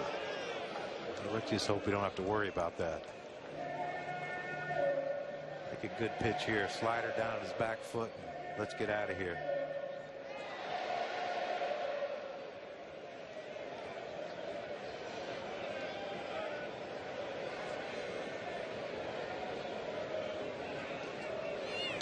Over to third base. Diving stop. Franco to his feet. Throws to first in time. That's a heck of a play. Now the side is retired. The Reds do strike, though. They get a couple runs, a couple extra base hits. But Michael Franco makes sure this inning comes to a close emphatically as we go to the 8th. And help. Call 800-JEFF now or visit jefferson.edu and buy your local Chevy dealers. Phillies trail at 2-0 as we go to the bottom half or top half of the 8th inning. Time now for a Hyundai defensive play of the game, brought to you by your local Hyundai dealers. Yeah, and a great play by Franco right here. And again, the catcher running. Barnhart's a little quicker than your average catcher, but a great extension right there by Franco. Gets up and makes that strong throw, a low throw, so Tommy Joseph can stretch, get that extra few inches that he needed to get Barnhart out. All right, so that defense helped the Phils get out of the inning, even though the Reds scored 2. So now Finnegan's out, Lorenzen is in, and Aaron Altair will lead it off. And Lorenzen just throws upper 90, so it should be a lot easier. But it's a different pitcher. Different. Yeah, the other guy retired 19 straight. Yeah. Tough to take him out, isn't it? But sure is. Aaron Altair leads things off. He's 0 for 2. He has struck out and grounded out to shortstop.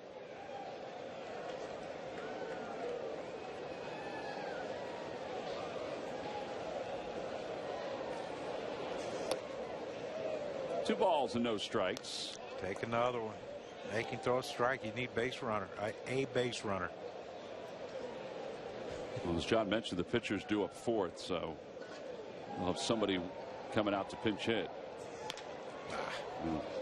That's a fair ball. Nice play by Suarez, but Joey Votto can't dig it out.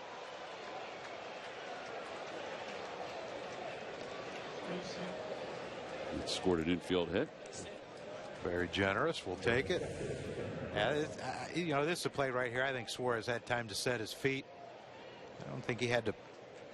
You know, when you fall toward the third baseline on throws like that, and you're not getting that momentum going toward your target, there's a bad chance of bouncing it. And Joey Votto usually pretty good on those. Couldn't come up with that one, and we'll take it.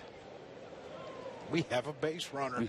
First one since the first inning, when the Phils had a couple base runners. Their first hit since the first, after 19 straight batters retired. And Cameron Rupp takes a fastball at the knees. It's 0-1.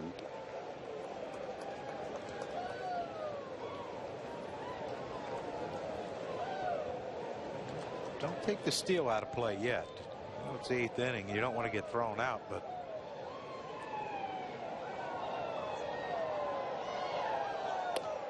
you know, most of these guys that are power pitchers like Loren, you see that one at 97 miles an hour. You know, they don't hold runners too well. They're deliberate to home. He's very deliberate. Altair can run.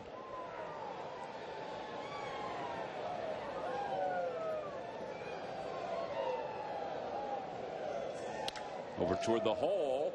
Diving stop, Cozart, and everybody will be safe. An infield hit for Cameron Rupp. That's his first hit of the year. I bet you didn't think his first hit of the year would be an infield single. I did not think that. In fact, that's 2 infield hits for the Phillies.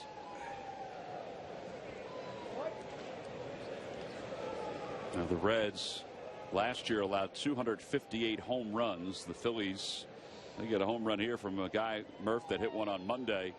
They have the lead, but you have to think about that, A, with this staff, but also B, with this ballpark. You don't think about Freddie Galvis as a prototypical home run hitter. However, he did hit 20 last year, hit one yesterday. And, you know, last season, you mentioned most in baseball, 258 home runs led up by the Reds. 103 of those 258 given up by their bullpen. And that is a lot from a bullpen. So, yeah, you have to think about that kind of thing. Sure, it's an awful lot by a bullpen. I think what you said, too, though, John, about, you know, it's a different pitcher than the guy that was in a rhythm. Yeah. Could mean the world to see somebody different. Yeah, I mean, you know, 2 infield singles. It's not like, you know, the balls we're pounding it around the ballpark, but it's better than the other way. And you know that the first pitch to Freddie, they had Suarez and Votto both in on the grass, and that was one of those you hope he threw a strike right there because you didn't think Freddie would be bunting, and he hits one by those guys that are drawn in, especially on wet grass. Daniel Nava's come out of the on-deck circle to be a pinch hitter. 1 ball and 1 strike to Galvis.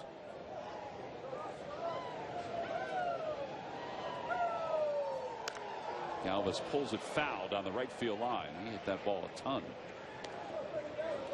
onto the concourse.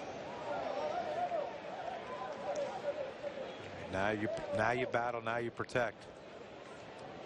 Try to do whatever you can to make a quality out.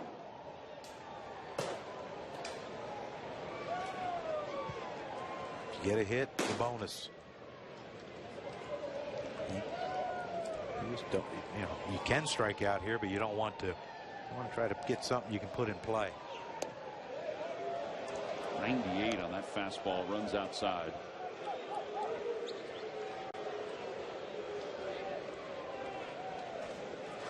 All right, so Nava now goes back, and Saunders comes out. I think they realize that they don't have a lefty warming up in the bullpen, so why, you know, you put the guy out there that has a little more power.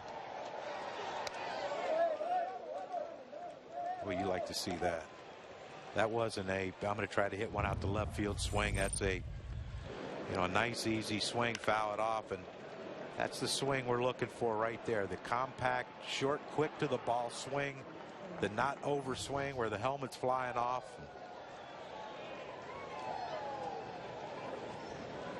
Ball in the gap would be just as good as one over the fence right now. 2 strikes. Ground ball, foul.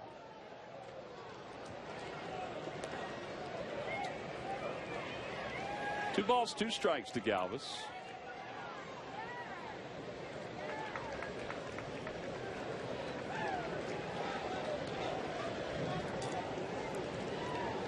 Looks like there might be some scurrying down there in the bullpen for the Reds. You forget that they don't have a lefty warming up, or didn't have a lefty warming up before. And they got him. 98 miles an hour down. 10th strikeout tonight for Reds pitching. And here comes Saunders. Everything down. The strikes were fastballs in, and then he dots the outside corner. Too close to take. Too nasty to hit. But even though it's a strikeout, would you have loved to see him move the runners? Absolutely. But was it a better at bat than he's had in the past? I mean, he battled, he fought balls off. The guy just made a nasty pitch. There's nothing you can do sometimes. All right, so Saunders will pinch hit on the inside corner. 0-1. I probably should ask you this before. Would you have had Galvis bunt with runners on first and second? You know, he's a 20 homer. He'd hit a home run the first, on opening day, Monday, and you would assume that he probably wouldn't hit into a double play. You're hoping he wouldn't anyway, but with his speed. Saunders fights off the 0-1. It's now 0-2. 98 consistently from Lorenzen. You got to get it going.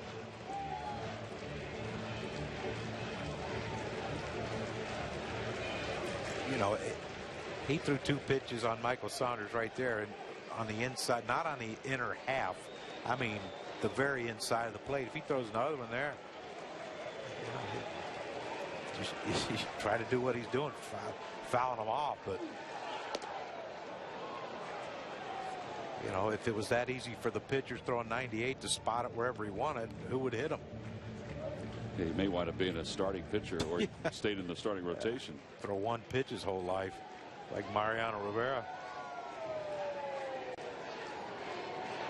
But you saw it. He wanted to come. Barnhart wanted him to come up and in, and he fires it up and away.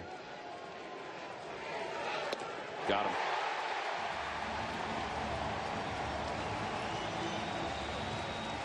That is 11 strikeouts for the Reds. Fans are excited because they get free pizza. You get 11 strikeouts, you get free pizza. We'll get you ticket stuff. Do we get it now? That would be great. I could go for a slice right now. I think you get a whole pie. I could go for a double right now too. But again, we saw it. First 2 pitches, fastballs in. Then he cast one away.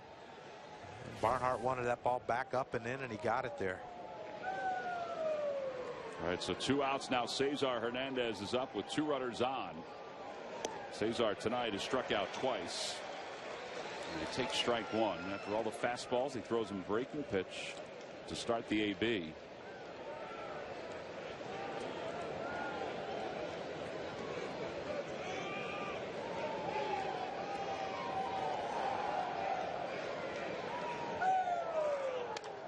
Down the left field line. And out of play. And the runners will head back. Phil's trying to break it open here. They trail it 2-0. See,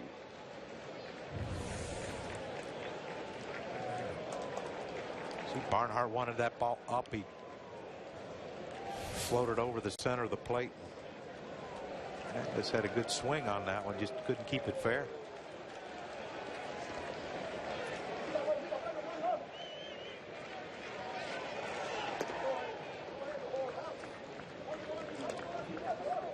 Here in the 8th inning with 2 outs, down 2. Ball in the gap. Can Cameron Rupp score? I think left center a little deeper than right center. I know they only have They're only carrying 2 catchers on the roster, but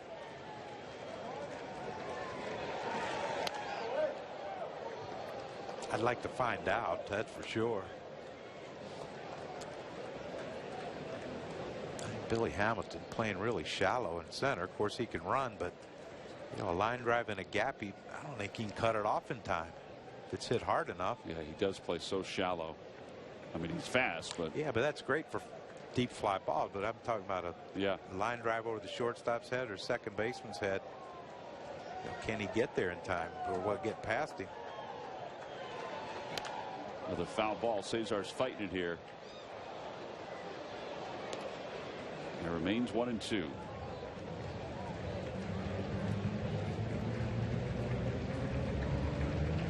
Well, the good thing for Rupp too is that he can get a bigger lead. Yeah, Votto's back in shallow right.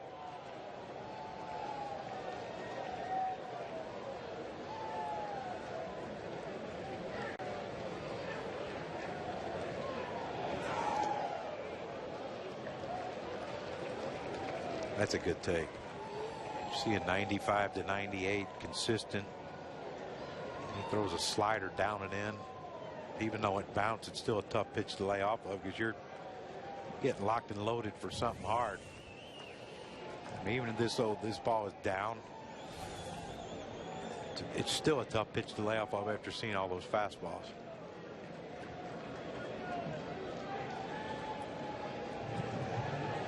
Got another breaking pitch. That one softly to the right side. And Lorenzen gets out of it here in the 8th inning. The Phils do get a couple base runners. They leave 2. We will head to the bottom of the 8th inning. It's still the Reds 2 and the Phillies nothing. At Honda, we're Tickets can be purchased right now by going to Phillies.com. Well, we go to the bottom half of the 8th inning. It's been a good pitchers duel so far, but the Reds have the upper hand 2-0. Phillies fans have endured a little bit of rain tonight. 50-minute rain delay. And Pat Neshek will make his Phillies debut. Neshek last year at 3.06 ERA came off a very good performance in the World Baseball Classic this past spring training. We only saw him one time on the big field at Spectrum Field. I didn't see him at all until Monday. Well, on the plane, I think I might have saw him. I introduced myself to him here. Well, he said I was a little busy during spring training. Yeah, no kid. He played for Team USA. But if people who haven't seen him pitch, and he's been around a while with a bunch of different teams, deception.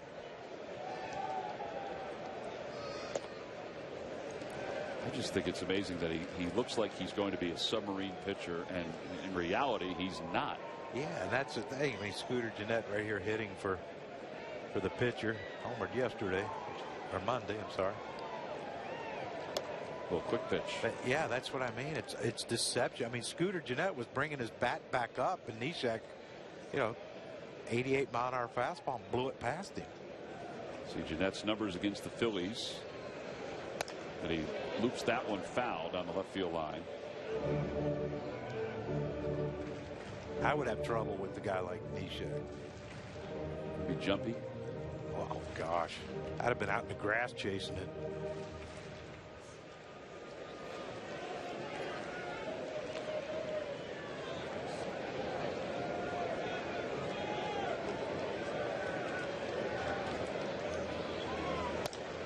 Another foul ball left side. Well, whatever he's been able to do, he's been doing it for quite a long time. Yeah, I've never spoken to him about it. I wonder if, has he always pitched like this? Tim Lincecum pitched like he did since he was in Little League. Wonder where he came up with all this.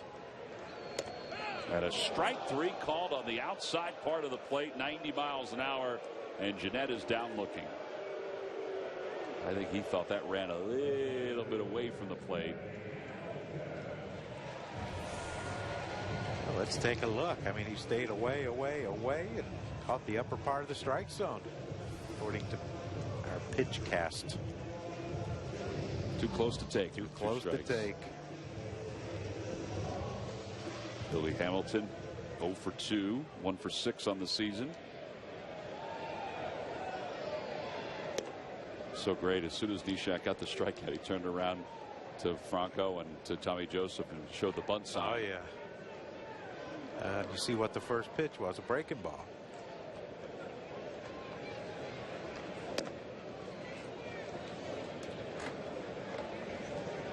Yeah, he's got a lot of energy.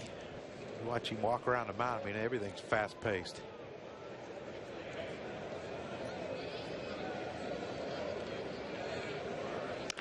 And a line drive to right field. Altair is there. 2 outs. Trying to get this last out, give the Phils one last chance against the bullpen. You think of everything he's been through. He's been a closer. He's been traded. He's been pretty much everything you can imagine a player to be, and he's down there now with Joaquin Benoit, with with all these young guys in the bullpen, and just pick his brain. I think that was part of the thought, was to get a couple of veterans that could help balance out some of the players the Phillies had. I mean, obviously Gomez has been around a little bit, but you still consider these guys young and experienced. Yes. Iglesias warming up in the bullpen.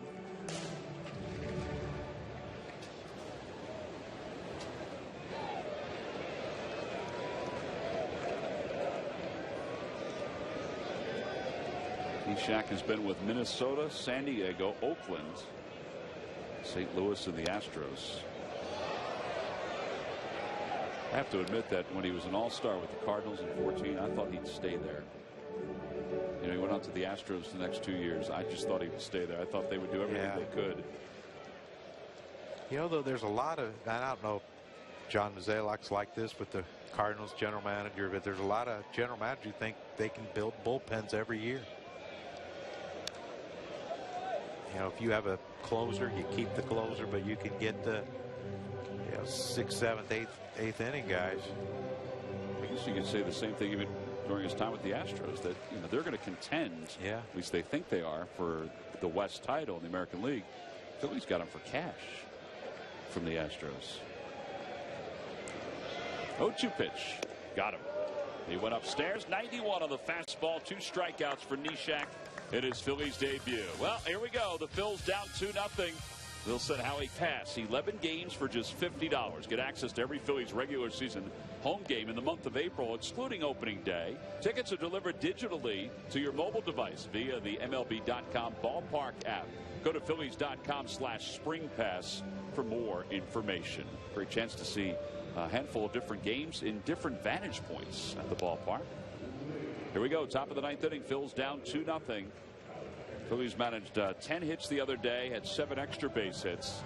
Today, because of the way Finnegan threw, they haven't been as lucky, but they still have Kendrick, Herrera, and Franco coming up against Raisel Iglesias. Got some power in there. It could be interesting to see what Pete Buchanan does if someone gets on and we get to, Tommy Joseph, even though it's early in the season, hasn't looked very comfortable in the box just yet. 1-1 to Kendrick. Get someone on first, though, don't we? Yeah. See Kendrick taking that pitch. Outside.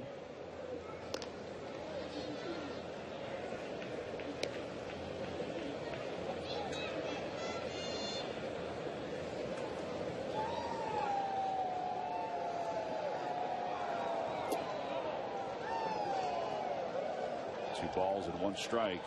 That's what's frustrating. I mean, you got a 2-run lead.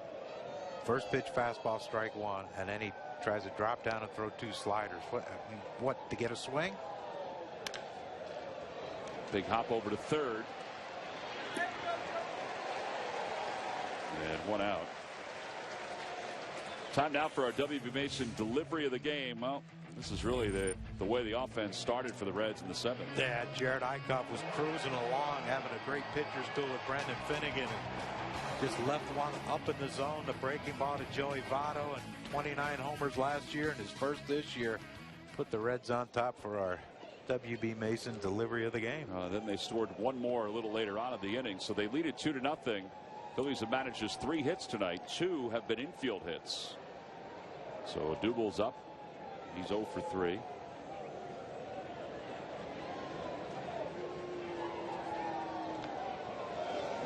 You're right, though, about Iglesias. I don't know. I'm sure they've talked to him about it, but it has to drive a pitching coach or a manager crazy. You know, when he has the stuff and he's trying to do something else. Yeah.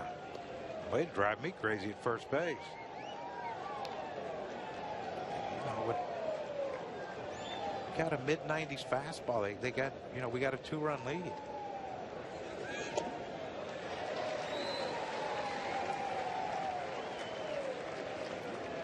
Well, Odubel was thinking fastball there, way out in front.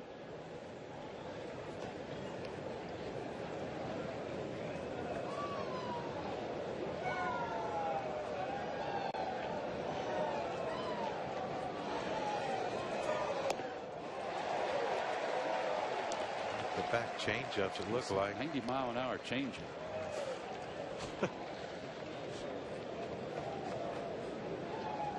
Welcome to the way the game's played now.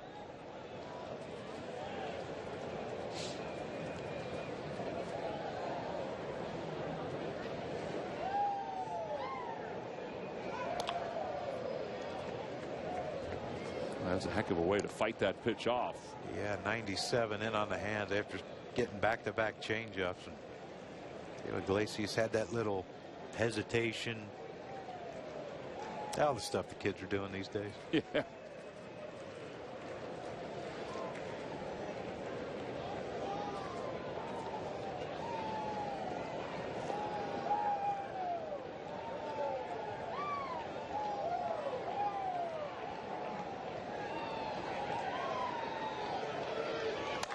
Over toward the left side. Cozart has it. Little trouble gripping it, and Herrera's aboard. Boy, that's the 3rd infield hit of the night for the Phils. We'll take it, though, because that means the tying run has come to the plate in Maikel Franco. Yes, indeed, we'll take it. Yeah, as soon as Cozart couldn't get that ball out of his glove, there's no chance. Odubel was getting down the line pretty good.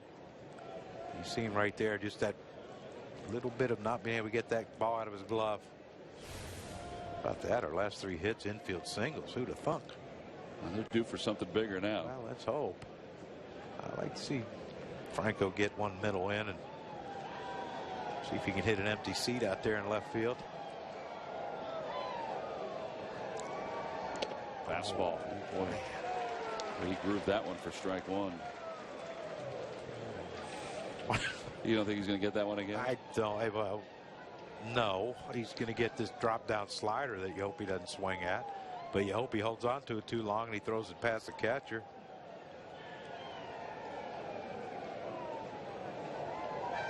There you go. Wish I could have thought like this when I was going to playing. say, you pick up patterns quickly. Your mind was racing too much when you're playing. Yeah, there's a lot of things going through it.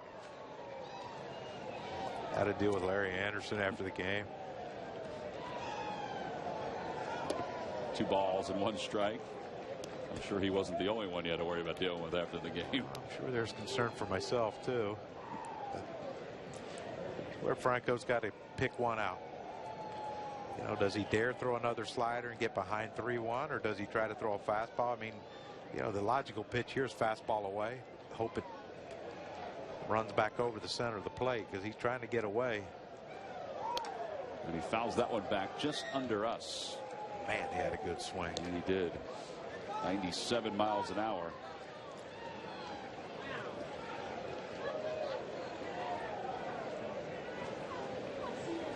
I think he drops down here.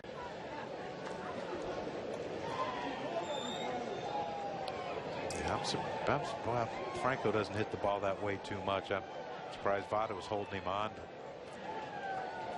I don't think he does drop down.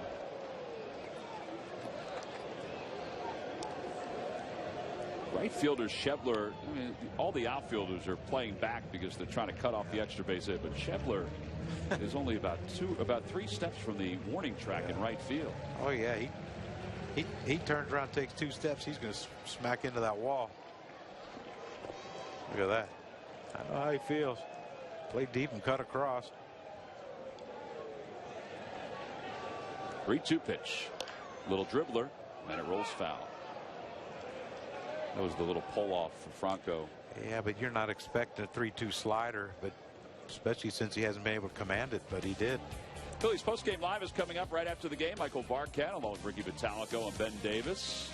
Pure Auto Insurance presents Phillies postgame live. Coming up, talk about the start for Jared Eickhoff and what he was able to accomplish tonight. And after talking glowingly about the offense, I think they'll have something to say about the infield hits tonight. The 3 of 4 hits the Phillies have are infield hits. 3-2 again. Swing and a miss. He got him. Wow. Boy, a slider. 3-2 slider. 2 in a row. That one more hittable than the previous one. Yeah, the other one was fight off, but I mean, here you see the sequence. 95 takes, a slider, then a fastball, 97. Then he tries a run upstairs at 97, another slider, and then this one right here, a slider that Franco did a great job of fouling off, and that was very hittable. But you know, sometimes your eyes get a little bit too big and you swing a little bit too hard on those. So the last chance now for the Phils, Tommy Joseph, who is 0 for 3. And Tommy takes that breaking ball outside, 1-0. 0 for 7 to start the year. Just get started early right here. If he throws a slider for a strike, let it go, but get it started early. Try to catch up to that fastball, get one out front, see if we can tie this thing up. Well, Double not being held on at first base. His run doesn't matter. Just beating him right now inside. I mean, they're beating him with fastballs.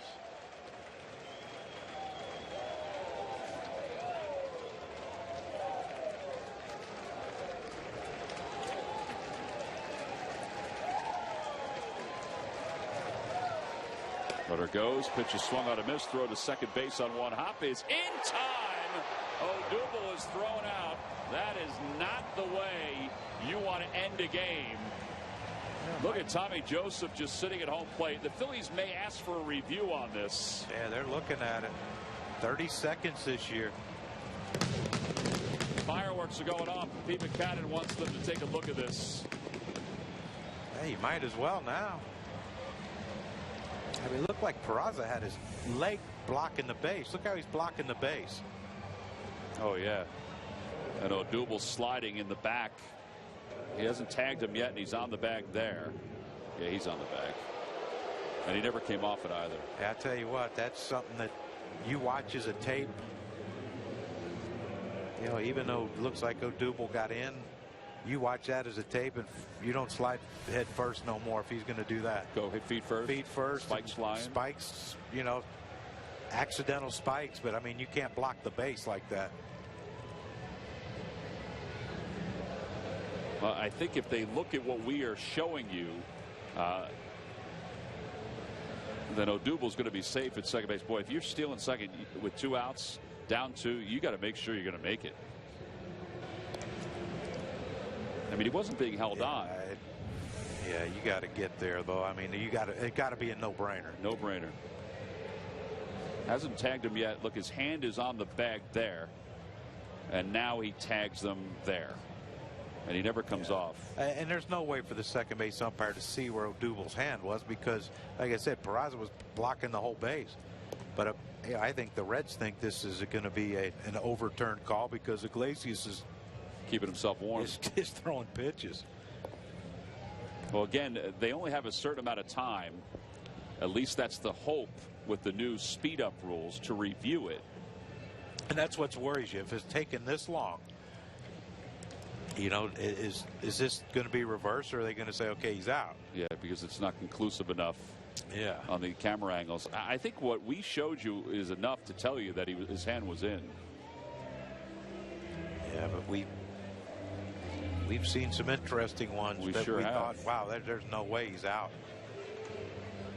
Mark Rippagers to your left. He made the call. Tom Hallion just mouthed save. So he is safe. So the game will continue. Well, and the happiest guy in the world is that guy right there. Absolutely. If he gets thrown out right there, I mean, geez. Well, last year, 2016, there were 347 reviews confirmed, 384 that stands, but 757 plays that were overturned. Wow. So you combine the confirmed or stands to 731. There's still more that were overturned. It's had an impact. 1-2 to Tommy Joseph with a runner at second base.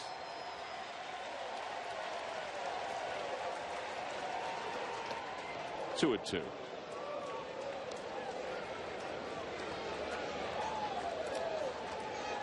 No double, all with a whole bunch of mud going from the letters down to his thighs. Takes his lead.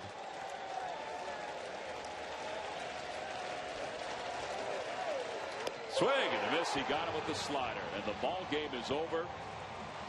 The Phillies managed only 4 hits tonight. 3 were infield hits.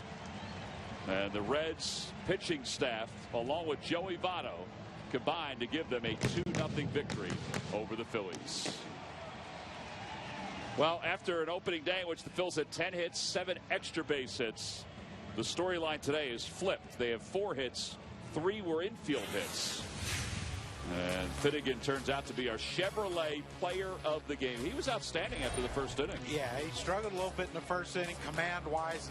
And you know, it's the second inning, third inning. Looked like the Phillies helped him out swinging early. But once he started getting his secondary pitches over the plate, the changeup, the breaking ball, now he can mix it in and out of the strike zone. The fastball was electric the whole night for Finnegan when he threw it in the strike zone. But the slider started making an appearance, the changeup.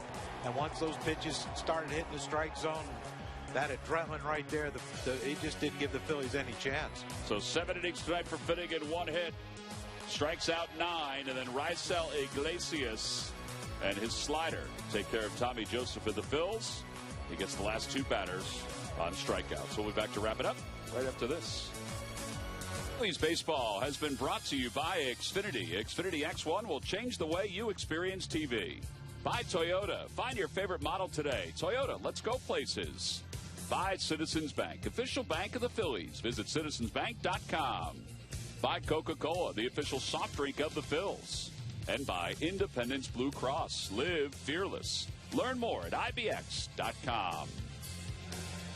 Final score tonight after a 50-minute rain delay. It's the Reds 2 and the Phillies nothing. Eichhoff pitched very well, but unfortunately he is saddled with the loss after going 6 2/3. The Phils 4 hits tonight after 10 on Monday. They've struggled with runners in scoring position now these first 2 games, but hopefully that'll change as the season moves on.